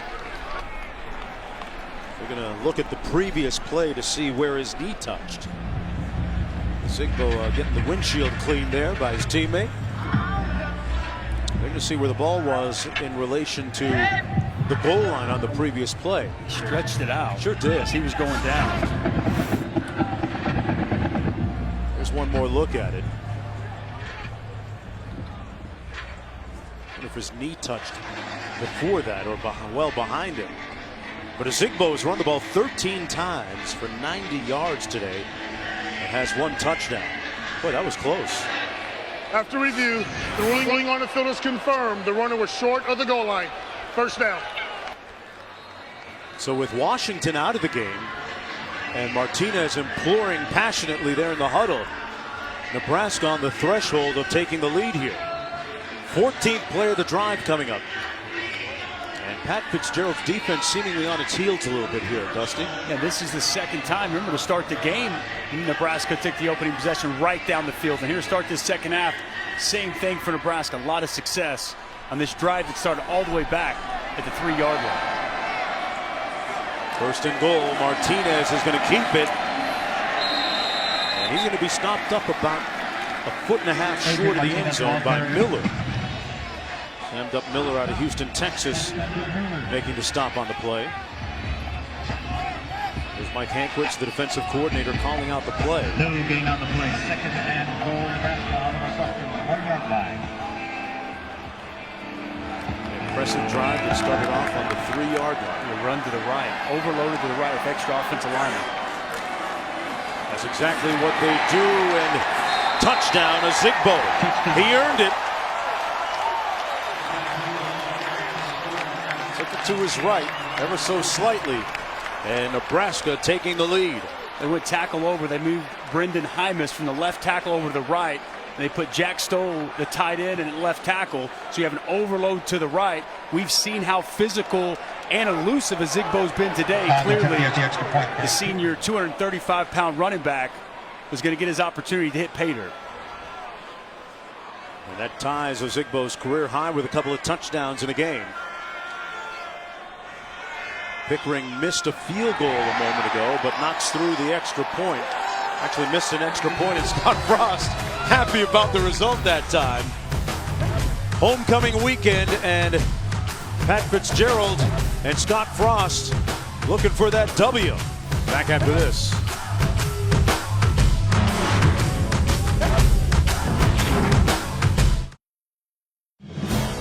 And welcome back, everyone. You're watching college football presented by Walmart. 20-14, Nebraska taking a lead a moment ago. Mark Jones chopping it up with Dusty Dvorak and Holland McGrath down on the sidelines with a benevolent sky spattering down on a pristine field on a perfect Saturday afternoon for college football from the 13-yard line. It'll be 1st and 10. Well, coming up next on ABC and ESPN2, Pac-12 Showdown. Number 7 Washington taking on number 17 Oregon at 3:30 Eastern, 12:30 Pacific. Then at 7:30 Eastern, 4:30 Pacific on ABC. A huge Big Ten tilt at the Big House. Wisconsin, Michigan. Both games live on the ESPN app, and you can watch anywhere. Michigan team, watching them on tape in preparation for this game, they are playing at a high level on both sides of the football. Should be a good one tonight in Ann Arbor. Jim Harbaugh's teams have struggled, though, against top 10 opponents throughout his tenure. It's 2-8 against top 15 teams. 7:07 to go in the third. They're going to run it with Moton. Moton picked up about 3 yards. What do you make of that Washington-Oregon game is going to be fire? Well, Oregon, coming off a bye week, right? So they're going to be well-rested, well-prepared. I think Justin Herbert is spinning it right now as good as anybody in college football. He's going to have a big day. I think Washington, too complete a football team defensively, run it with a veteran quarterback. I'll take the Huskies on the road. That's going to be a heck of a game in Eugene. Yeah, I love the way Washington is playing right now. Thorson under duress and sacked back at the 13-yard line. Good heat up front by Mohamed Berry. Guy who coaches say absolutely loves football. Mo Berry, the leader of this defense. You're going to see him bring him on a blitz, and he's going to get home and get clean. Outstanding blitzer, times it up, works a round vault. The running back forces him up for his fellow defenders to get the sack. Leads the team with tackles coming into the ball game today. 3rd and 9. Thorson got away from heat and forced to throw it away, incomplete at the 25-yard line. More pressure this time from Luke Gifford.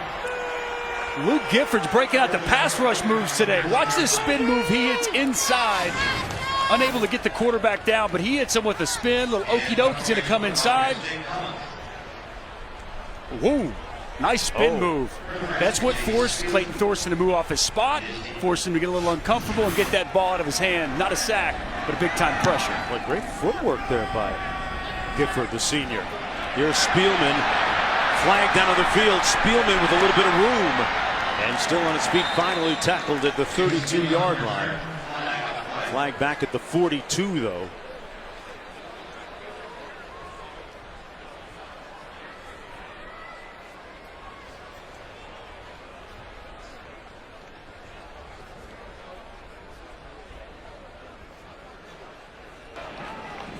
During the return, holding, return team number 26. 10-yard penalty from the spot of the foul. First down, media, timeout. That would be us, media. 5:48 to go in the third quarter. A Husker head there. What? Kind of frightening. I don't want to eat that corn. Man. Hey, Halloween is close. You can tell.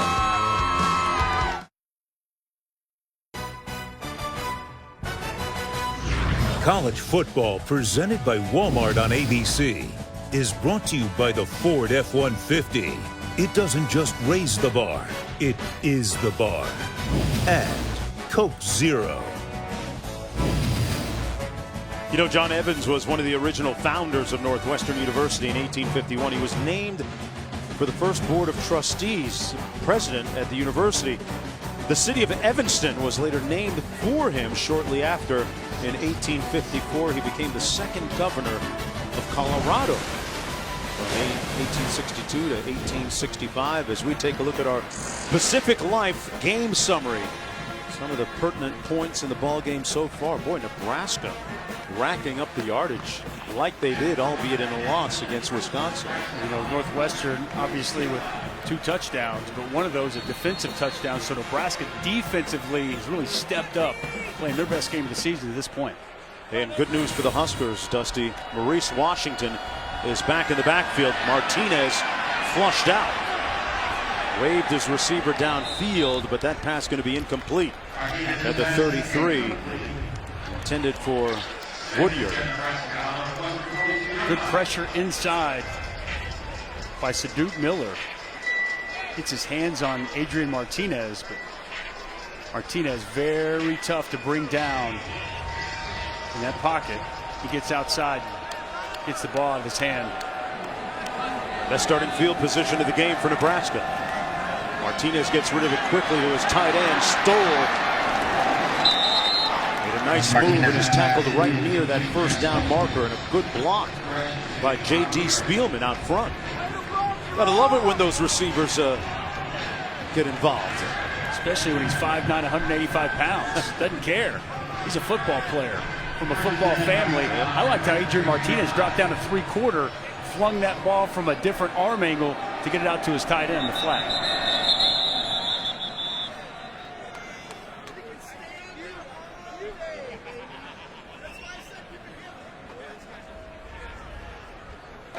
The ruling on the field is a first down with the runner down prior to the ball coming loose.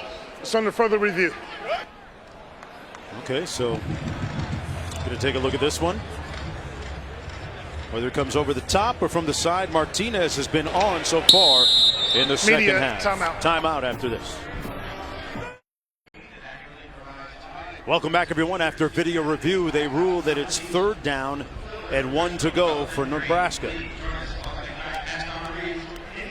5:13 to go here in the 3rd quarter. The Cornhuskers up by 6. Looking incredibly for their first win of the season, 6 games in. Martinez at quarterback. Divine Ozigbo has done a great job at tailback today. Ozigbo picks up the first down inside the 30 to the 28. Tackled by Pace. Picked up 4. Nice job blocking off the left side. Big hole opened up for Ozigbo. Easy first down pickup for the Husker offense. The second half has been dominated on both sides of the ball by Nebraska. Takeaway, forcing a punt, touchdown, and here they are on the move for the second time. Martinez has time in the pocket over the middle and intercepted in the end zone by Pace. The ruling on the field is an interception, touchback, ball at the 20. Martinez tried to hit Woodyard, but Pace from his safety position came over and made his 2nd interception of the season.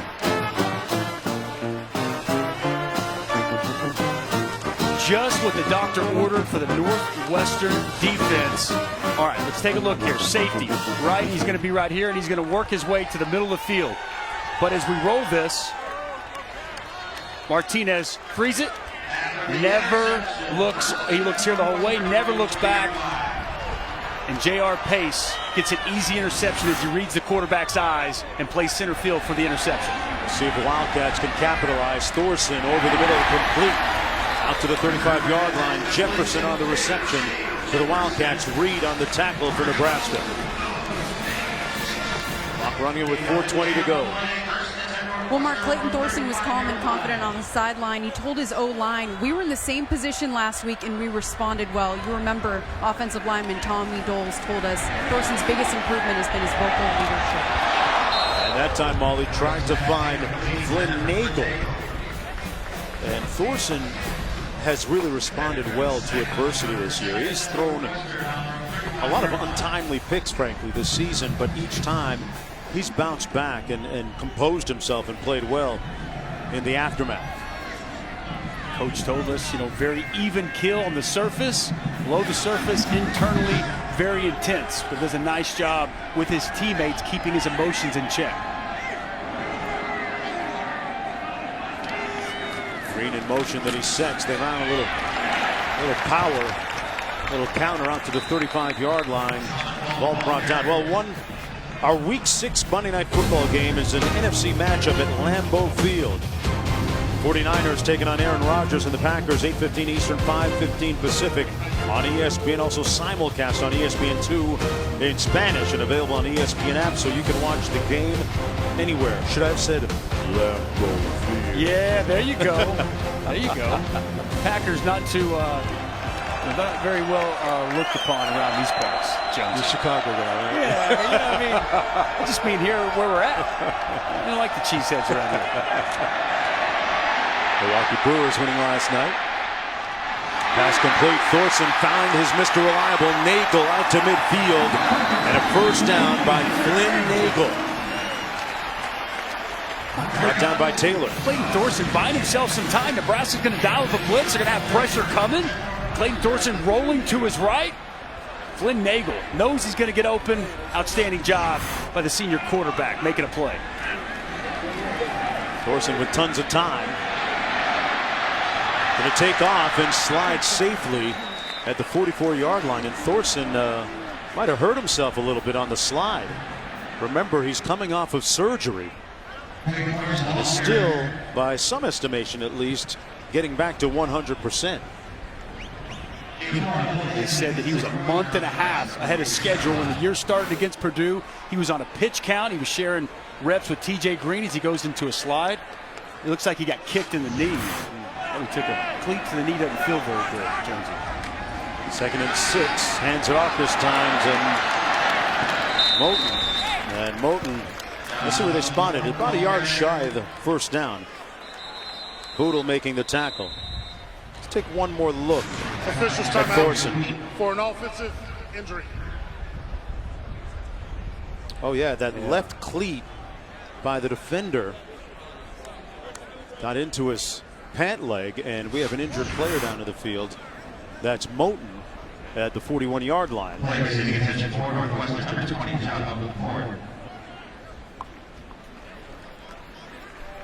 Limping on that right leg.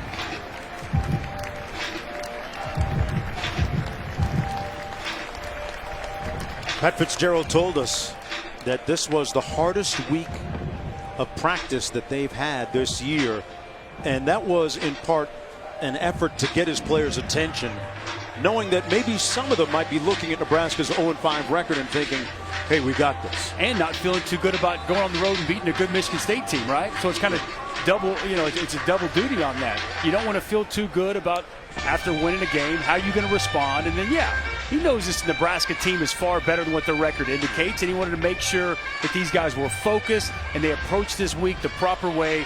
They have GPS tracking devices on them, and they had their highest workload of the entire season, so he felt that they were very well prepared coming in for this matchup. Put a lot of mileage on the guys and some work in heading for this game. 3rd down and 1. The jumbo formation here. Green in motion and sets. Let's see if they got enough push. Looks like he got enough for the first down. Thorson kept it himself. And when they unpile all the humanity, it's a first down for the Wildcats. Under 2 minutes to go in the 3rd quarter. They trail by 6. Thorson got some nice help from his tight end. Cameron Green came behind him. A little extra nudge to make sure he got enough to move the chains.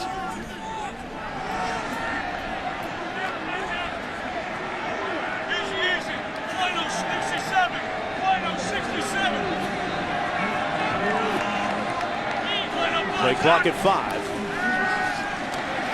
Thorson down the sidelines, incomplete, and a flag thrown on the play against Boodle. He was covering Jefferson.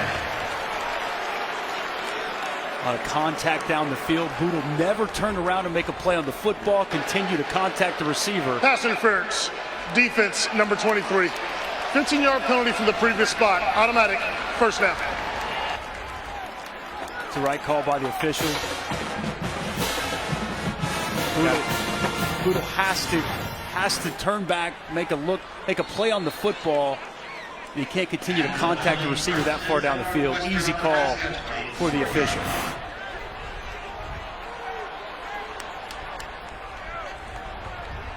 .118 to go in the third. Northwestern looking for its first home win of the season. Thorson going into the end zone and incomplete.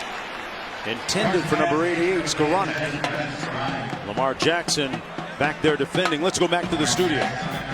Thanks, Jonesy. Number 21 Auburn struggling on the plains against Tennessee. And take a look at this catch. Jared Garantano to Jason Jennings. Great grab. Puts the Volunteers up 20-17. This one over on the SEC network. Mark, Dusty, Molly, back to you. All right, Cass. Second down and 10. Little blitz coming off the edge. Thorson got rid of it quick. And nobody home. Incomplete. It'll be third and long coming up for the Wildcats. They brought it from both sides. Excellent timing up the blitz by Luke Gifford as he got home. Also Trey Neal, the safety, coming down, the former Central Florida transfer. Try to help this defense. Big down coming up here for Northwestern. Huge down coming up. Empty set coming. I think you'd have to look for Flynn Nagel right down here in the bottom, working the slot. The receiver screen, got rid of it quick, complete. Fighting and not enough for the first down. Vault caught it, but couldn't escape Dedrick Young, who made the kick, the tackle on the play. And Northwestern now will send in its field goal unit, which sports a new place kicker. Luckenbaugh will come in, attempting his first field goal of his career.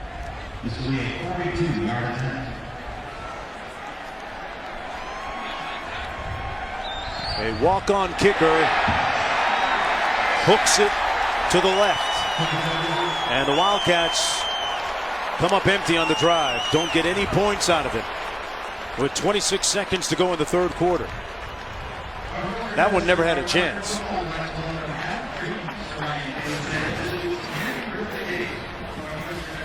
Drew Luckenbaugh. You can tell by his reaction it wasn't good. As for his head coach, Coach Fitzgerald, hey, you got to clap him up. Staying positive. Got to love him up a little bit. Staying positive with him.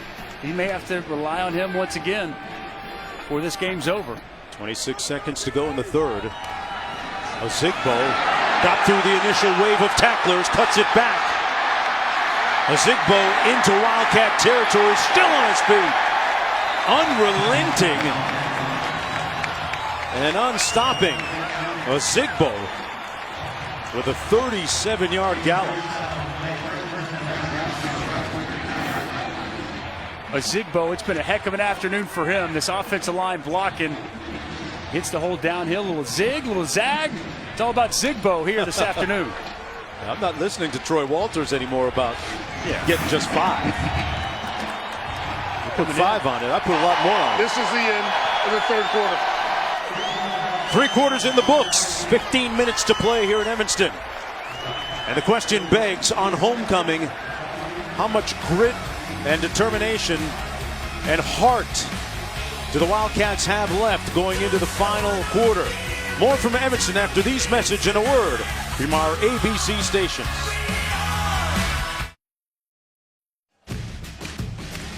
Welcome back, everyone, to Evanston. You're watching the Big Ten on ABC. It's homecoming weekend here in Evanston on the second Saturday of October. Ozigbo has been eviscerating this Northwestern defense in the second half. That offensive line clearing the way on another impressive run, and this was the scene, Dusty, during the break. Things are going right. Smiles are on people's faces. A little dancing, laughing. This offensive line in Nebraska has really imposed their will on the front for Northwestern this afternoon. 21-yard gain on the last play. Ozigbo this time picks up 3. You saw the look on Coach Frost's face. What does a win do for this team right now? We talked with Eric Shenander, the defensive coordinator, and he said a win makes everything go away, even for just a day, makes the kids feel good, walk around with your chest puffed out.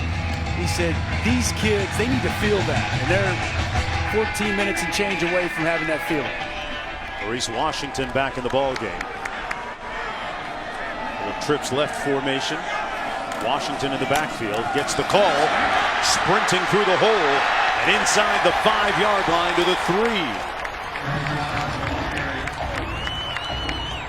Nice little 1-2 combination, right? Ozigbo, even though he's more of the thunder, he's got a little shake to him, but Washington, man, he'll make you miss, and he's got that speed in the open field. And he's going to use it here, getting to the edge. There's the Lightning, touchdown Nebraska.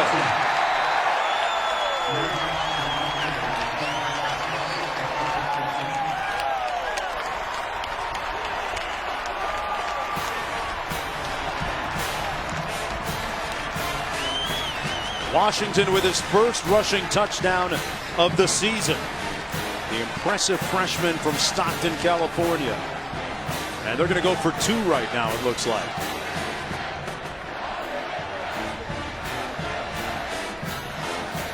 The balance of this Husker offense today has been unbelievably impressive. Getting it done on the ground, through the air, however you want it, they're getting it done today. A little surprising to see Coach Frost smiling so much on the sidelines a moment ago. But his team kind of taking his tenor and his mood and playing relaxed, productive football right now, and a timeout called by the Cornhuskers before they go for 2. But they lead by 12 points. Just underway here in the 4th quarter of play, looking for their first win of the season.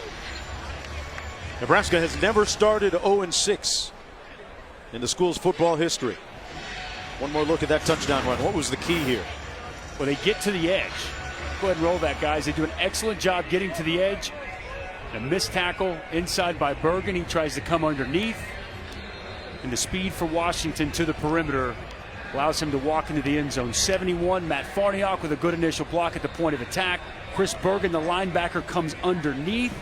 Nobody's outside to account for the true freshman running back, Maurice Washington. How about that? Adrian Martinez, Maurice Washington, both true freshmen for this Husker offense.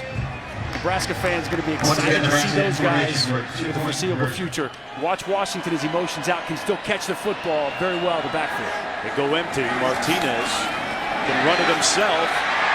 Went high and came down with the score. They get the 2 points, and they lead by 14.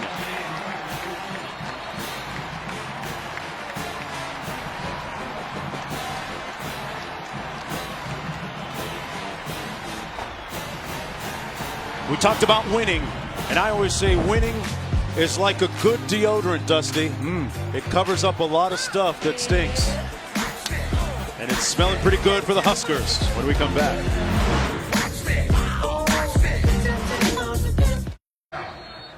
It is a sea of red here at Northwestern, but it feels like you're in Lincoln, Nebraska. Nebraska fans are loud in crucial moments. They showed up early. They're chanting "Go Big Red," and I'm told in 2016 Northwestern had to switch to a silent cadence at home because of the Husker faithful guys. Wow, Molly. So the noise was that loud? Dust, have you ever heard of anything like that or seen that? Husker Nation, they roll deep, man. They roll deep. One of the best one of the best fan bases in all college football. when I played at Oklahoma, I had a chance to play in Lincoln twice. We played there in 2005. We wind up beating Nebraska in a close game. It was 27-24. And these fans gave us a standing ovation to the point they're cheering for us, yelling, "No, my number 94, you're a heck of a player." And I'm thinking, what's going on? I just think, they travel well, they support their program, but really some of the best fans in all of college football. And they are being rewarded with a great performance, perhaps the team's first win of the season. Thorson completes it out of the 30-yard line. Fessler. That's his first catch of the ball game. Still plenty of time left, down 2 touchdowns.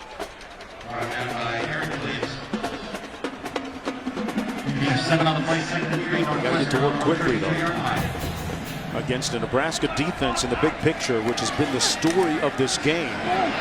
That pass complete at the 40. And Skowronek stepped out of bounds. And up for the first down, though. Don't forget, coming up a little later at 3:30 Eastern on the other side of this, Oregon number 17 against Washington.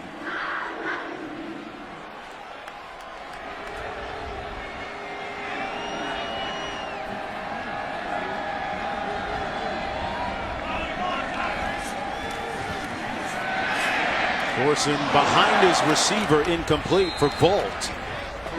And it'll be 2nd down and 10. You know, Thorson had arguably his worst game of the year against Akron about 4 weeks ago. Threw a couple of pick sixes, had a fumble in his own end zone for an Akron score. But to see him come back from that and play well in the ensuing games is a big reason why they're in a position to do some good things.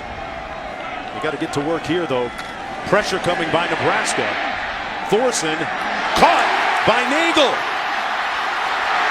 And Nagel, with no one between him and the end zone, scores.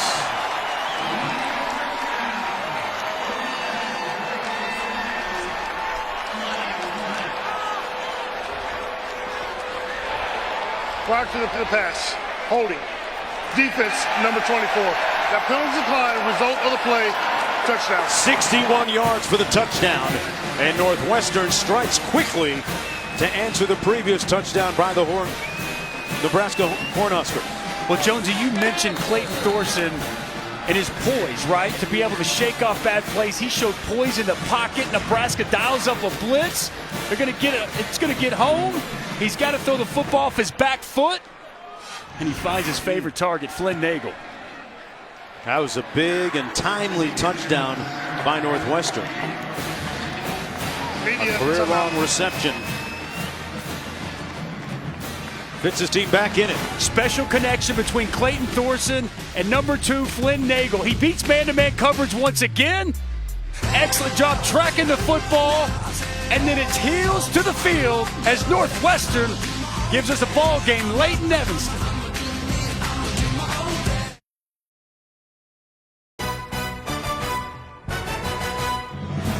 College football on ABC is presented by Walmart. Discover more ways to shop at Walmart today. And in part by Pacific Life. Experience the power of Pacific. Beautiful day for college football here on a Saturday afternoon in Evanston, Illinois. The temperature right around 50 degrees, sunny. Slight wind coming off of Lake Michigan. Weather at the top of the hour by Mark Jones and Dusty Dvorak. 12.5 minutes to go here in the 4th. On the return, Mazur brought down after bringing it back 4 yards. Well, let's take a look at our Pacific Life game summary. Adrian Martinez, after racking up 441 total yards last week, on a good pace again here today. Clayton Thorson says, I will not be outdone. We're not going out without a fight. Flynn Nagel with a heck of an afternoon. 7 grabs, a $149 and 2 touchdowns, career highs for him in yards and touchdowns. And how about Zigbo? He's been fantastic on the ground today for the Husker offense. Here's Washington. And they strung it out nicely. He's pushed out of bounds at the 32 by Trey Williams.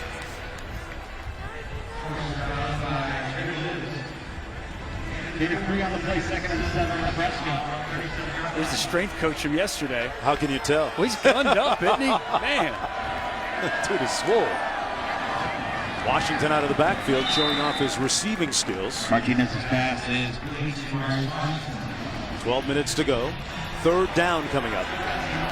3rd and short. Zigbo in the game. Picked up several short yardage situations throughout the afternoon. 2 tights, heavy personnel in the game for Nebraska. Behind a good offensive line that's doing a really nice job today.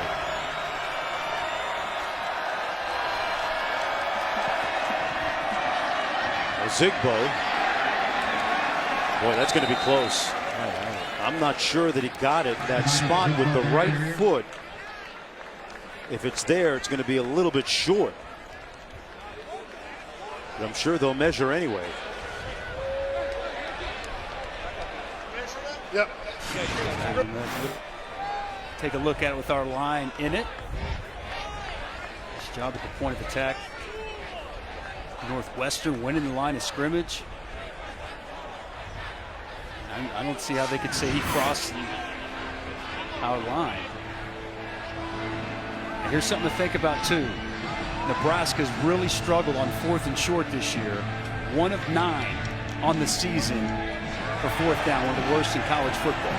Wow, so now you wonder if you go for it or not. Looking for your first win of the season.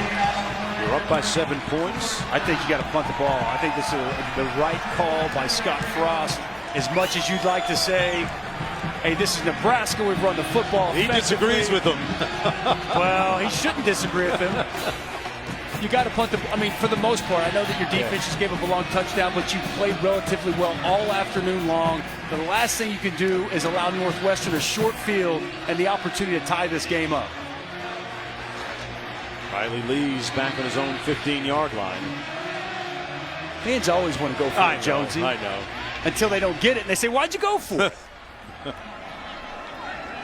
Isaac Armstrong going to punt from his own 30.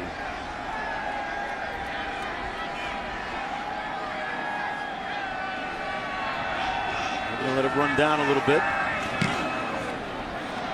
Armstrong, a line drive punt that takes a very fortuitous bounce for Nebraska inside the 10-yard line. And now it's time for that defense to get a strong back, much like they've done for most of the game. Back after this.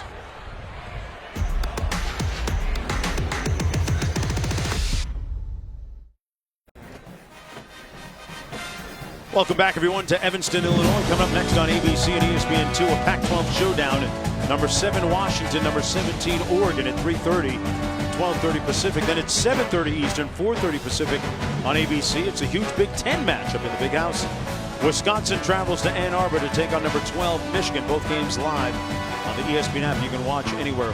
Give me your winner in the Michigan-Wisconsin game. I got to take Michigan, and I still like the physical ground attack of Wisconsin, but defensively, the Badgers, not what they've been the last couple of years.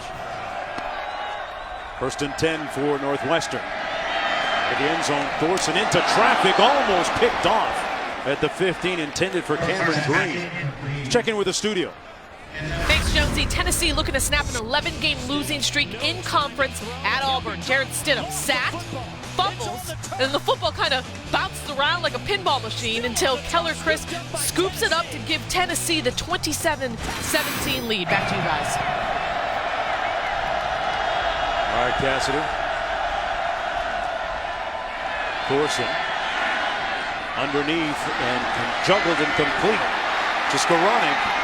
And some great speed down the sidelines. Out to the 35-yard line. Got those shoulders north-south, Dusty, and got some good yak. Excellent concentration by Skoranek. Across the middle of the field on a shallow cross. So ball's actually thrown behind him. Watch the concentration as he goes back, bobbles it, keeps his eyes on the football, brings it to his chest as he hits the sidelines for a big gain.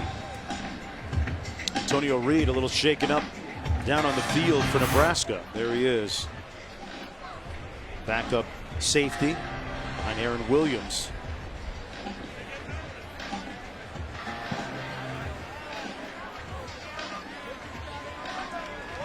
Look at Coach Fitzgerald. Some well wishes of health for opposing players. Coach Fitz is really a player's guy. In meeting with him yesterday, he told us that as far as his overall philosophy is with collegiate athletics and student athletes, he's all for anything that's good for the student athletes, because he believes That's why coaches should be in the business. It's about the players, right? It's about the players, their experience, common sense. Even going with this new facility, it's built, everything about it. And there's the athletic director, Jim Phillips. Everything about what they do is for a better experience for the student athlete. What more could you ask from a head football coach? They've got some great facilities. We showed them to you a little bit earlier in the show. 10.5 minutes to go. Thorson fires complete. Nagel brought down at the 41-yard line. Barkley Solomon Volt brought down after a 6-yard gain on the play. Tell you what, if you're looking for a school and you're a student athlete, great academics here, fantastic metal journalism school. So many of our graduates we've spoken to already and heard from. I'd be remiss if I didn't mention Jay Dande, who's a professor here, a teacher at the Medill Journalism School. Solomon Volt with another reception. We talked about Cassidy going to school here. I'm not sure if she was magna cum laude, but when I graduated, I said thank you, love. That was it. Come on, man. Another thing, how they embrace being here in Chicago. Some schools in a big metropolitan area, and they kind of shy away from it here. They consider themselves Chicago's Big Ten team. Thorson in traffic and picked off. Coming back the other way, Trey Neal. Off the bobble from Flynn Nagel and a huge turnover for Nebraska. We've seen Clayton Thorson several times today throw the ball behind his intended target. It hasn't cost him to this point, but in the biggest moment of the game, it cost Northwestern mightily. Ball's thrown behind Nagel. He tries to get one hand on it. Bobble and Trey Neal in perfect position to get a crucial interception and takeaway for this Nebraska defense. How about Trey Neal, by the way? Grad transfer, was at UCF, played for Scott Frost, wanted to follow him here to Nebraska, played for a prestigious program like the Huskers in a big-time play here late in this game. They're going to run it into the boundary. That was Washington. Right down at about the 33-yard line, 9:15 to go. Northwestern was able to hang on late from out in front last week at Michigan State. A different story this week here in the fourth quarter. Now their defense really has to come up big to stop.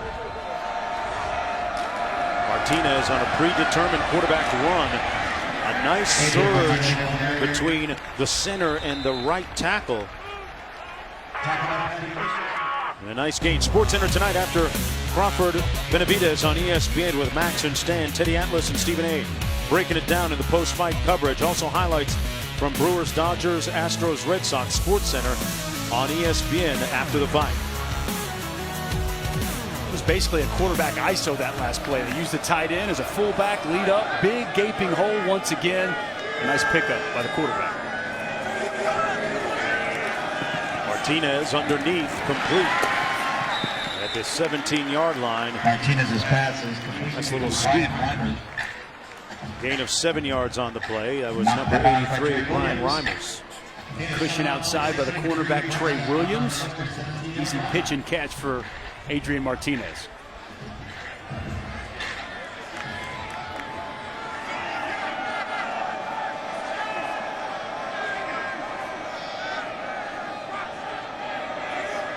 Second and 3, Martinez, Spielman, and Spielman close to the first down. Cassidy, you need to sing that alma mater a little bit louder. We can't hear you, the people in the back. I mean, Josie, I hit the high note that last time. Got to give it to me. Number 14, Florida struggling all day against Vandy, trailed by as much as 18, but Jordan Scarlett, 49-yard TD run, makes it 24 unanswered to give the Gators their first lead of the game. This one on ESPN. Back to you in beautiful Evanston. All right, Cassidy and Washington collected the bobbled ball and took the handoff and got the first down. There was a missed tackle by Jared McGee that helped. His safety, Jared McGee, typically quality tackler, misses a golden opportunity. Fumbled snap, ball's on the ground. Washington just tries to make a play. Talk about making something out of nothing. Wow. Disaster averted by a true freshman picking up the ball, making a play. Nebraska goes empty. Quarterback run. This time nowhere to go. Pushed out of bounds. That's going to be a loss on the play. Back at the 16. Montre Hardage pushing him out of bounds for a loss of 2. Under 7 minutes to go. The clock working against Northwestern. Scott Frost's team looking fanatically, frantically for its first win of the season. Looking to avoid going 0-6 for the first time in 129 years of Nebraska football.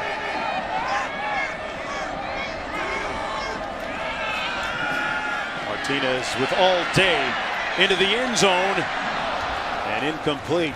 Tried to hit Spielman, overshot him, but he was open for a moment. Excellent protection by the offensive line for Nebraska, giving him plenty of time. You'd have to go back to 1945, the last time Nebraska started 0-5. I think our producer Kim Belton covered that game. Yeah, he did.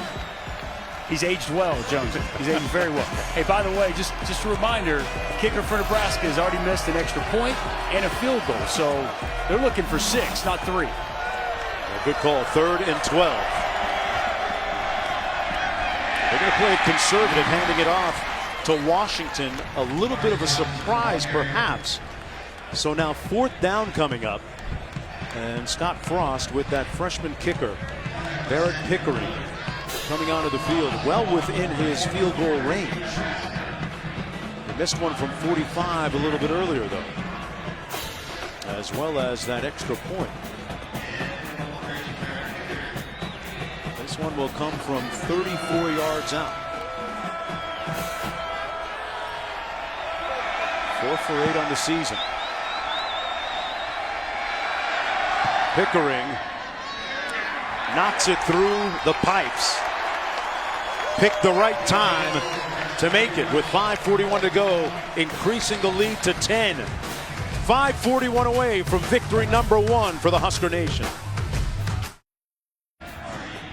Well, coming up next on ABC and ESPN2, it's a Pac-12 showdown in Eugene. Number 7 Washington against number 17 Oregon at 3:30 Eastern, 12:30 Pacific. Then at 7:30 Eastern, 4:30 Pacific on ABC. Huge Big Ten tilt to the Big House. Wisconsin, Michigan, number 15, number 12. Both games live on the app, the ESPN app. You can watch it anywhere. I'll be watching it on the way to the airport, on the phone. Big Ten season is starting to take a little shape and form now. Northwestern with some work to do, down by 10 as we take a look at our unexpected outcome, brought to you by ExxonMobil. Last week's win by Northwestern in East Lansing, defeating Michigan State 29-19. Here's what it looked like: a 77-yard pass to McGowan, second quarter Thorson to Jefferson with a great catch there. And then Cameron Green here in the third quarter, another perfect dime. And the Wildcats won for the 3rd consecutive time at Michigan State. Hey, maybe they should move all their home games on the road the way they're playing, huh? He's crazy. For whatever reason, they play better away from home. Thorson, incomplete. They can't afford any drops. Volt had his hands on that. It's incomplete. Just thinking as we show those highlights, they need some of the receivers to make some plays like that. And you have on first down a drop. You know, Clayton Thorson, he's been off a little bit today in some of his throws behind wide receivers, led to the last interception. He's got to dial it in here on a much needed drive for this football team. Trips right formation for Thorson.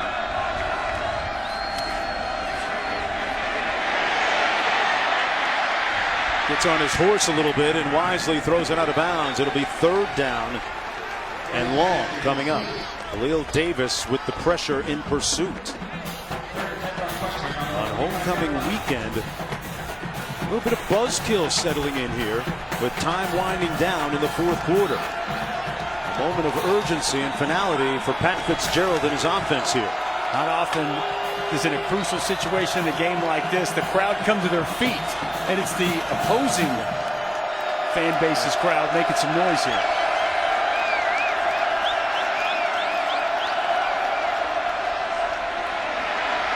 Thorson incomplete at the 27. 4th down. This Nebraska defense brought some heat today. That was Mohamed Berry there to break it up. guy the coaches claim loves football. Good pressure up front by the Nebraska front four. They don't dial up any pressure. Khalil Davis closing in on there, as well as number 12, Luke Gifford off the edge. Surprised Clayton Thorson just throws the check down. You know, big 3rd and 10, and I understand not trying to force the football down the field. You don't want to throw an interception, but at the same time, you're throwing a dump down to a running back, and you got to get 10 yards in a crucial spot. It make a lot of sense. They have an injured player down in the field, Northwestern does. Blake Hansen, now he's actually made his way off, so he appears to be okay. 5:24 to go. There's a look at the starting left tackle out of Jacksonville, Florida. You know what? We talked about it at the top of the show. The running game has been an issue for that Northwestern team for most of the season. Only 8 yards last week. And still trying to get some help running the football. They are going to go for it here on 4th down. The 4 of 13 on the season on 4th downs. They are going for it. Thorson completes it, and they move the chains out to the 40-yard line. Joaquin Bowman with a catch. I think Fitzgerald felt like, they've got to score here. They've got to move the football. And right now, Nebraska's having too much success on their defense. So unorthodox go from your own 25, but 1st and 10. Underneath again, Joaquin Bowman. I think Pat Fitzgerald just felt we have to get a 1st down right here if we want to have any chance of winning this football game. In a 4th play, 2nd and 6 Northwestern on the 45-yard line.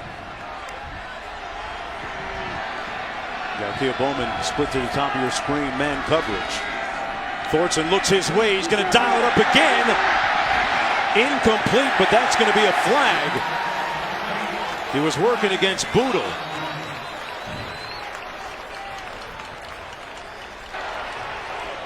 Pass interference. Defense, number 23.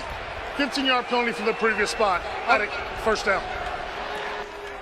2nd PI of the day for Boodle. Looks very similar. Too much contact down the field. Man-to-man coverage, going to run with the wide receiver. Never gets turned around. Contacts the receiver. Easy call by both officials. Very similar to the same play he made earlier that Drew Laundrie. That's a 6th penalty against Nebraska today. Northwestern doesn't have any called against them. Underneath, complete. And another 1st down. Hanakoa with the reception, his first one of the day. Picked up 14 yards. 1st and 10.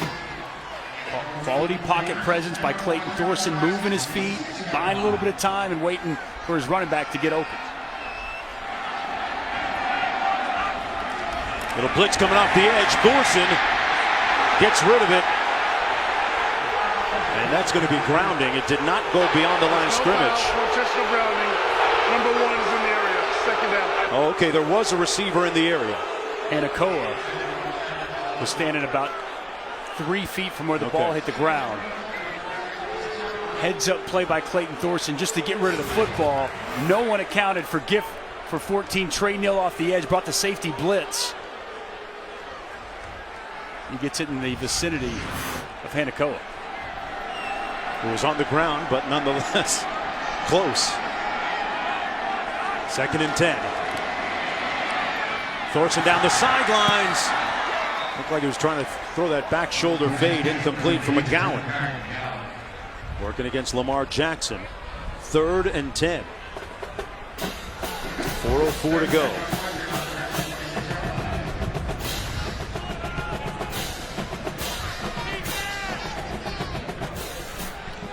I'd identify where number 2 Flynn Nagel is. Yeah, there is. Seems like anytime they needed a big play in these moments, he's been the guy to go get it.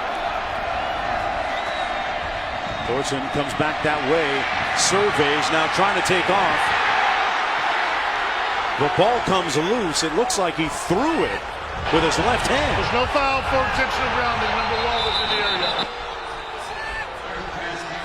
Hanakoa again in the area. So no grounding call against Thorson.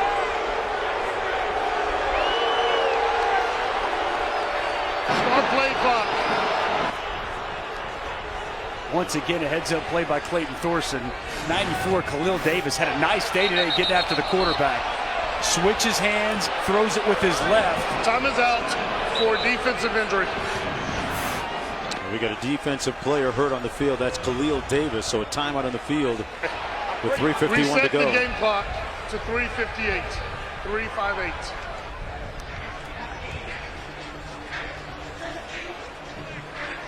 Turnovers have been one of the prevailing storylines, especially here in the second half. Thorson got picked on this play. Didn't see the safety coming over, number 25, Antonio Reed. And Zigbo with a spirited run for the touchdown, and then another interception. This one by Trey Neal that resulted in a field goal. All here in the second half, favoring Nebraska. Let me ask you about this now. Northwestern with the football, they've had some kicking issues. Guy that Luckenbach kicking for the first time. Missed an attempt a little bit earlier. Does it matter whether you go for the touchdown or the field goal here with 3:58 to go? I got to be honest. I think that Pat Fitzgerald probably trusts his quarterback more than he trusts his kicker. Okay. I mean, you saw how bad he missed that kick, and we sat with him and talked to him yesterday. I mean, Luckenbach had never even attempted a kick until earlier today. So, yeah, I expect him to trust his senior quarterback, Clayton Thorson. Here we go, 4th and 10.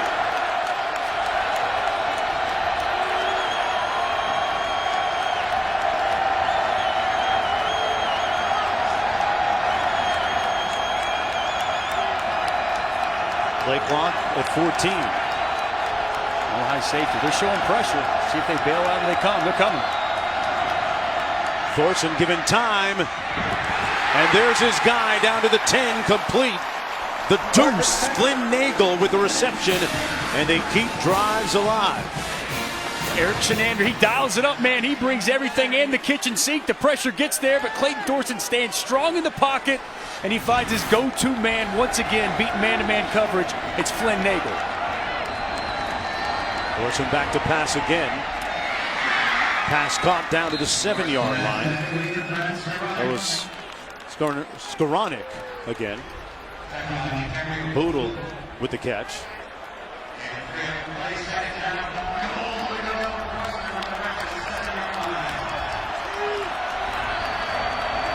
Blitz coming again by Nebraska.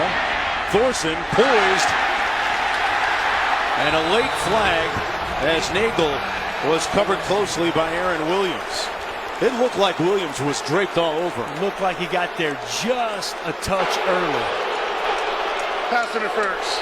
Defense number 24. Penalty being enforced to the spot of the foul. Automatic first down.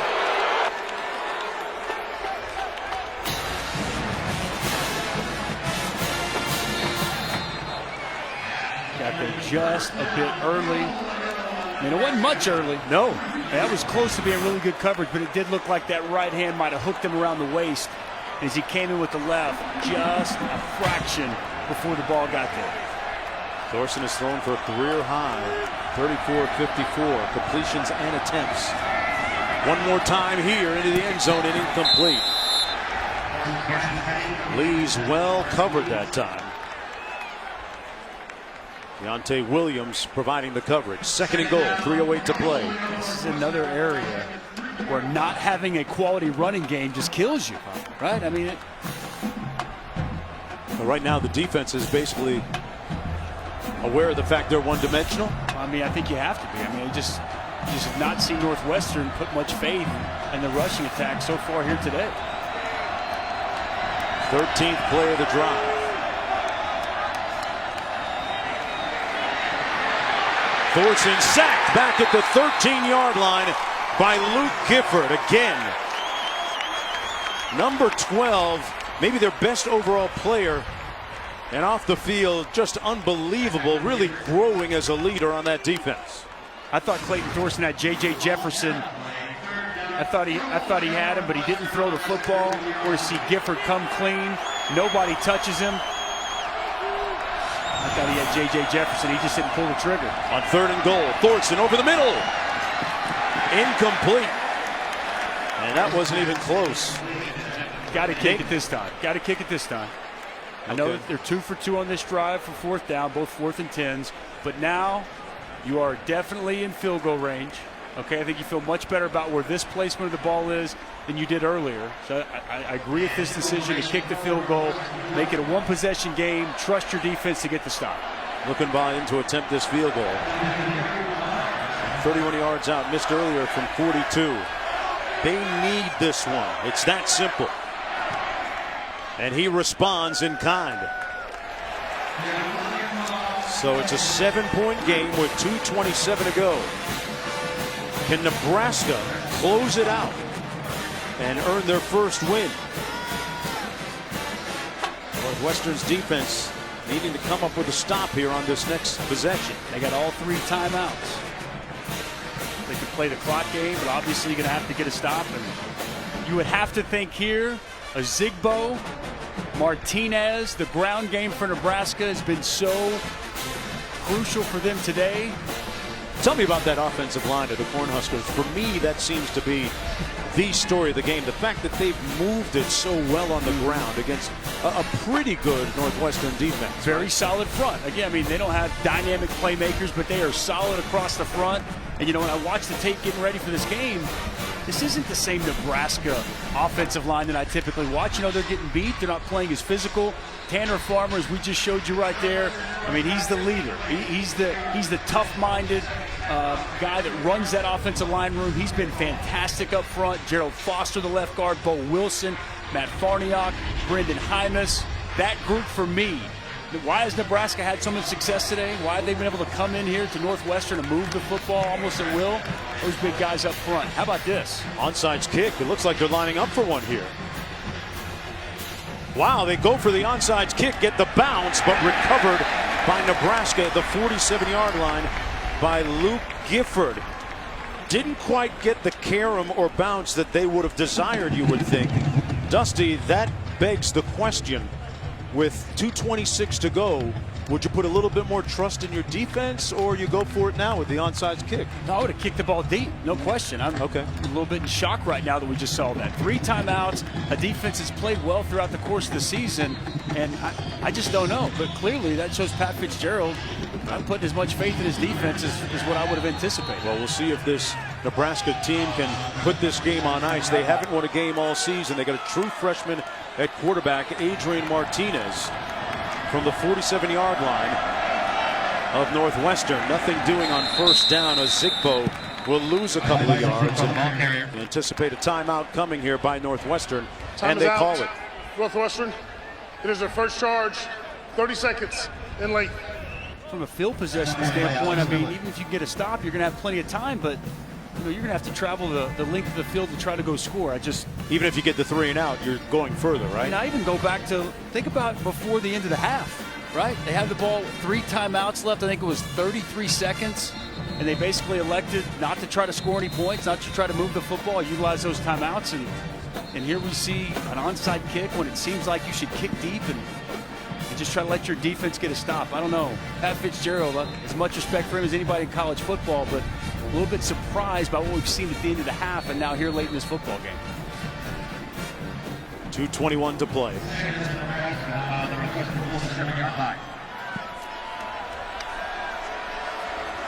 This Nebraska team literally learning how to win as we watch this afternoon. Martinez hands it off to his tailback, the Zigbo again. And nothing doing again. And Northwestern going to burn another timeout with 2:16 to play. Timeout, Northwestern. It's their second charge, 30 seconds in length. Scott Frost has had a very circuitous journey through college football.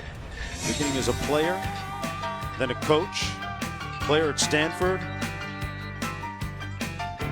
Nebraska. He's from Nebraska. Green Bay, the Jets, Cleveland, Tampa Bay, Kansas State, Northern Iowa, Oregon as offensive coordinator, Central Florida.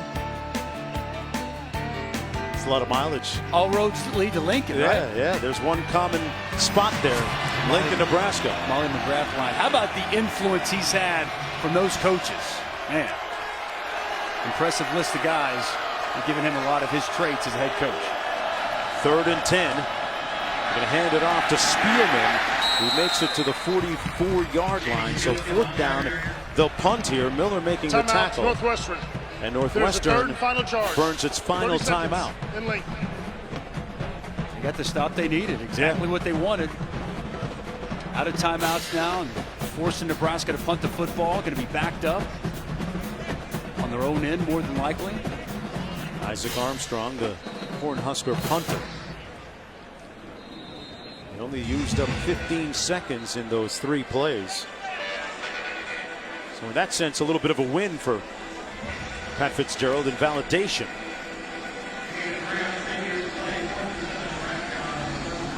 See if Isaac Armstrong can pin them inside the 20-yard line here. Riley Lee's back there standing at his own 10. Anything beyond the 10, he's going to let it bounce over his head. Armstrong with an end-over-end punt. Oh, you couldn't have done it better with a 9-iron all the way down to the 1-yard line, Dusty. That is an MVP punt by Isaac Armstrong. 9-iron, that was a sandwich. It's like a Phil Mickelson sandwich. Pull that thing back. Wow. Impressive. That's 43 yards. Had it gone 44, it wouldn't have been as good. So 2:02 to go. They've got 99 yards to go. Okay, I'll give it to you. Sandwich. Yeah, that might even be a 60 degree. Look at this thing. Zip. Spin back. Excellent execution by the Nebraska punt team. A long way to go for Northwestern to tie this thing up. Thorson, the senior, pulls the trigger. Incomplete, intended for Cameron Green. Pass is incomplete. And we have a flag. Might be roughing the passer in the end zone. A Nebraska player on the sidelines. Personal foul. Roughing the passer with the blow to the head. Defense number 96. 15-yard penalty from the previous spot. Automatic first down. Boy, that's a costly penalty this late. Carlos Davis, the culprit.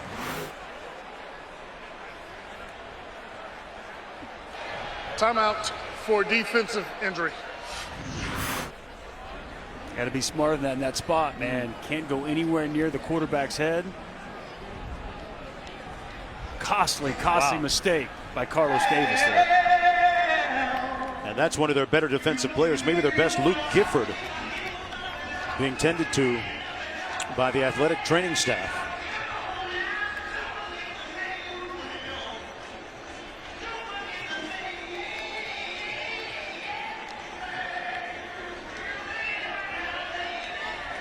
Last week against Michigan State, they had 3 touchdown drives with less than a minute. So in that context, plenty of time with 1:59 to go. But Nebraska, conversely, is going to miss this guy, Luke Gifford, if he's got to come off the field.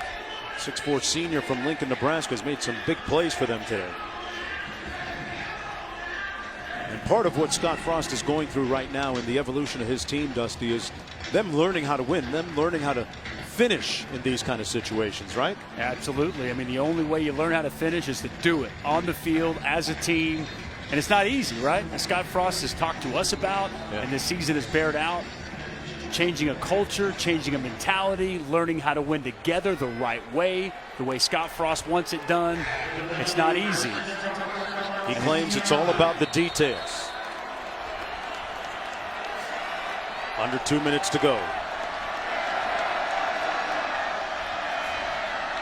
Thorson, incomplete at the 18-yard line, intended for Solomon Vaught out of the backfield. Well, this defense for Nebraska has really acquitted itself well today. 2nd down and 10 for the Wildcats. Dedrick Young with excellent coverage on the running back out of the backfield. Nowhere for Clayton Thorson to go with the football down the field. Skoranek in motion. Pass complete at the 22-yard line. Number 19, Riley Lees. A lot of underneath stuff. At some point, you got to take a shot. 3rd and 5. We'll work some routes toward the sideline so you can get out of bounds and stop the clock.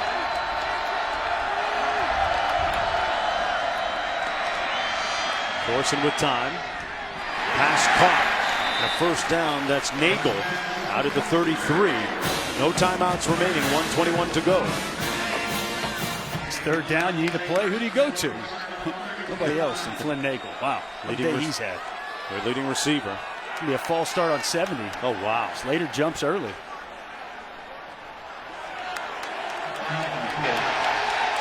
False start. Offense, number 72. 5-yard penalty remains. Ironically, that is the first penalty today against Northwestern. And it comes at a very inopportune time for Pat Fitzgerald's team. Wow. Said Slater, my apologies. Blake Hance, the left tackle. I think a couple of them might have moved early before the snap. Costly mistake here late in the game. As you said, first penalty of the game.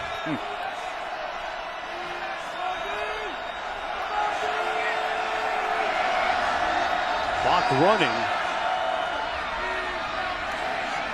Complete. Nagel again.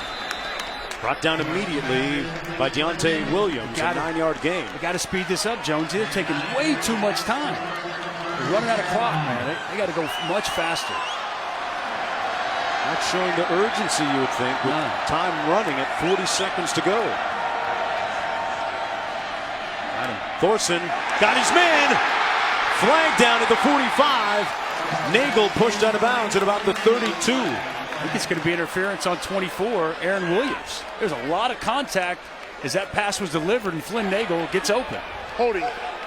Defense. That penalty decline results in play. First down. Wow, they're in business. Slot fade. Flynn Nagel's working in the slot. He's just going to run a fade, and it's man-to-man coverage with Aaron Williams, and Aaron Williams has to grab him and hold on because Nagel's running past him. 32-yard gain. Now 1st and 10 from the 32. Got him open. Caught. 1st and goal from the 5. Skoranek. With 25 seconds to go. No timeouts remaining. Threatening. Do they ground it here? They will. They'll spike it. And stop the clock with 17 seconds to go. Clayton Thorson poised in the pocket. Start the play clock. Huge throw over the middle on the post to Skoranek. Big target at 6'4", goes up and gets it. Handles the hit. Man, we got action, partner.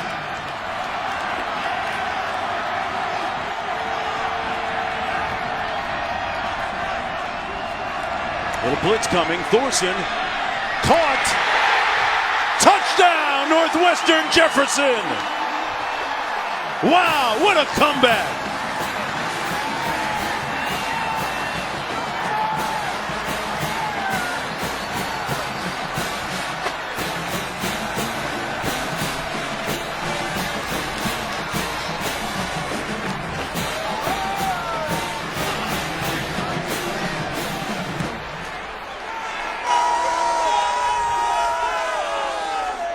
They're an extra point away from tying this game.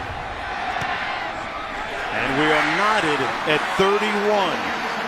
After that onside kick by Northwestern, they appear to be in dire straits, in big trouble. Hopelessness seemed to be abound everywhere. What a turnaround. Clayton Thorson, the senior, they needed some big plays and big throws, and man, did he come up with them as he finds a true freshman, J.J. Jefferson, full extension up, and he gets into the end zone. It's homecoming, and man, they're loving it here in Evanston. Wow. What a comeback. Wow. That, by the way, I just want to let people know, that started on the 1-yard line. That was a 99-yard drive to tie this thing up with 12 seconds to go. The intestinal fortitude that takes as a team. Wow. Big time drive by Clayton Thorson and Northwestern. 12 seconds to go for Nebraska, and they have to feel very disheartened at this point. And we talked about the fact that A team like Nebraska, winless, coming in 0-5, learning how to win is the most difficult part. They had this one and let it slip, as much as Northwestern came back to win it, though. 9 seconds to go.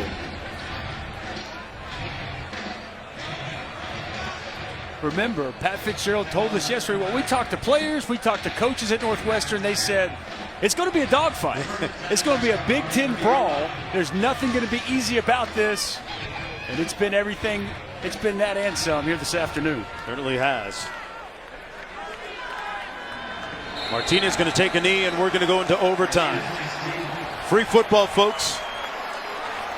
Northwestern vehemently proclaimed they were ready to protect this house.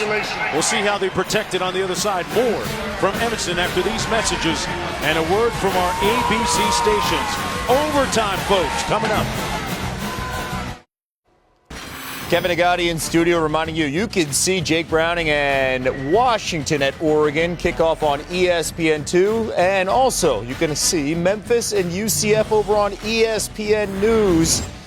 All the games on the ESPN app. Back to Mark and Dusty. Overtime at Northwestern. Guys. Yeah, great finish coming up here. Tied at 31 as we get ready for the overtime between Northwestern and Nebraska. Here's how it evolved and got to this point. After a 99-yard drive, actually a nice punt that put him on the one. Key plays by Nagel on this tying drive. Skowronek also with some big catches. And Jefferson with the touchdown. That ties the longest drive, Dusty, in school history. Good time to rewrite the record book here on homecoming weekend. Here's a look at the overtime rules. We'll see who gets choice of offense, defense with the toss. Each team gets a possession from the opponent's 25. Dusty, do you like going on defense first or taking the ball first if you win the toss? I'm a defensive guy. Give me defense. Okay. Gentlemen, good job so far. We're going to go to overtime. We'll repeat overtime until we have a winner at the end of that overtime period. If we get through the second, you must go for 2. Both teams will have a timeout. Both teams have a challenge remaining. Heads, tails. Tails. He called it tails. He called tails. It is heads, you've won. Defense. Northwestern has won and has chosen defense. We'll play going towards the scoreboard. All right, so when you talk about success, it means different things for these two teams. For Nebraska, it's about learning how to win, period. How to get that first win. For Northwestern, it's about how you handle success in wake of a win on the road, a big win at Michigan State. And think about it. Northwestern, no 2-3s, 2-1 in Big Ten play. A win here gets into 3-1, and they're very much in that Big Ten West division conversation. So you're exactly right. And here's the other thing with Nebraska. You know, they haven't won yet. They haven't felt that with this football team. You know, what's the mindset? Is that you know, that fear creeping in the back of their mind? Is that shadow of doubt starting to creep in? We're going to find out here as this thing unfolds in front of us. Martinez on the field for Nebraska's offense. 1st and 10, Ozigbo in the backfield. Spielman in motion. Now sets in the slot. It's going to be Ozigbo on 1st down. Picks up about 2.5. Brought down by Miller on the play. 2nd down and 7. Still been a pretty quiet day for Stanley Morgan Jr., number 8. Spielman has been a little bit more involved.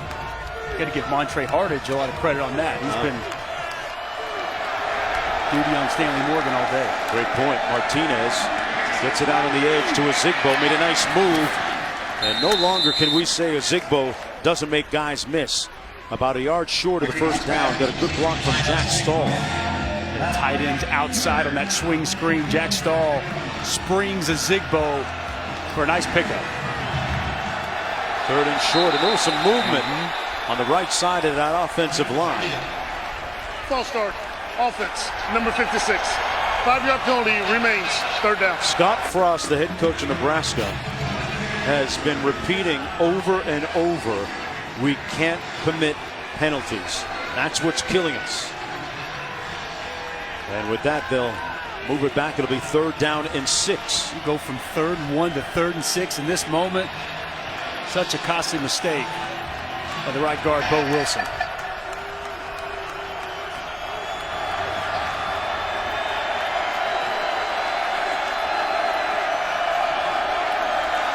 Spielman in motion. It's going to be Spielman. Good open field tackle by Trey Williams. He broke down and made a nice tackle on the play. So 4th down coming up. Not good. Fantastic tackle in the open field. It's J.D. Spielman, man. This guy can make anybody miss in a phone booth. Breaks down, comes to balance, wraps up, and he gets Spielman down. Huge tackle to set up 4th down. This just shows right here how much they don't trust their field goal kicker, I would say, going for it. Pickering on the sidelines. 4th down. Got to get to the 15. They fumble it. Bad snap. Martinez going to try and make something happen. And he's picked off in the end zone.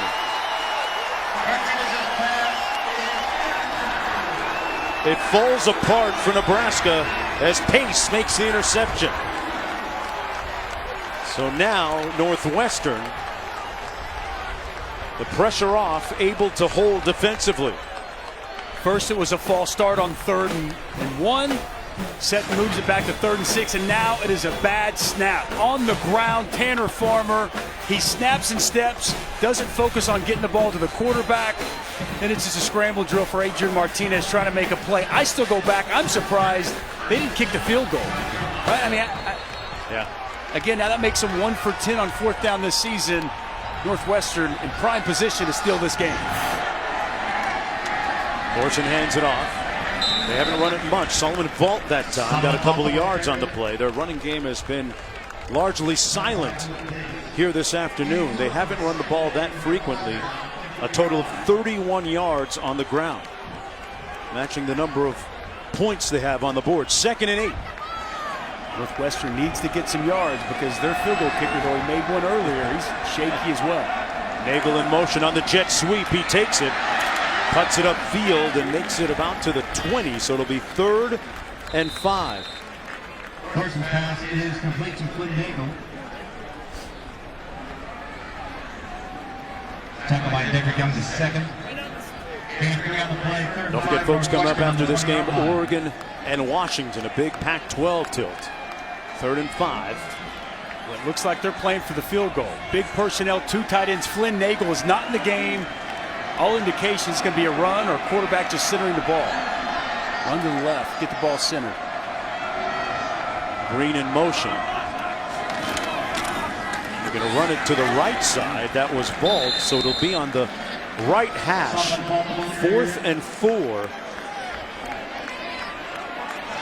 Markenbaugh coming in to try and win the game for Northwestern and notch their first home win of the season on homecoming weekend. Attempted his first field goal in college today. I think he's going to ice him. No timeout yet, and now they call it. You got a practice shot off. Timeout, Nebraska. There's the final charge of this period. 30 seconds in length. Hey, why not let it fly anyway? Well, nothing wrong with the practice swing, man. No, not at all. No confidence going. Well, they try and put him on ice. And when you think about the fact that Nebraska was up by 10 points, Dusty, with right around 5 minutes to go, had the ball, a little momentum. To think about where it's come to now is really symbolic of the type of season they've had.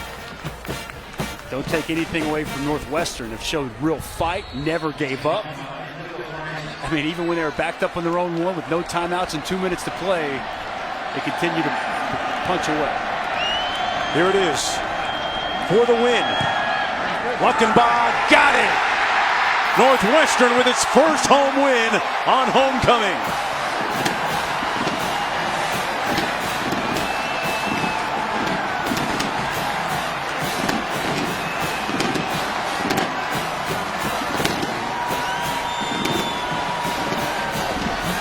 A stirring, compelling, and riveting comeback by Pat Fitzgerald's Northwestern Wildcats.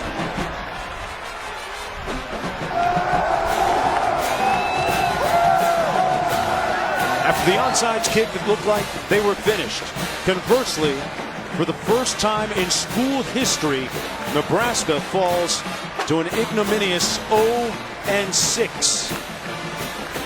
Thorson brought his team back for the win. The final 34-31. Coming up next, more college football on ABC and ESPN2. Most will see Washington, Oregon. The rest of the country, UCF, Memphis. Check local listings for the game in your area. On homecoming weekend, for Molly and Dusty, I'm Mark Jones saying so long from Evanston.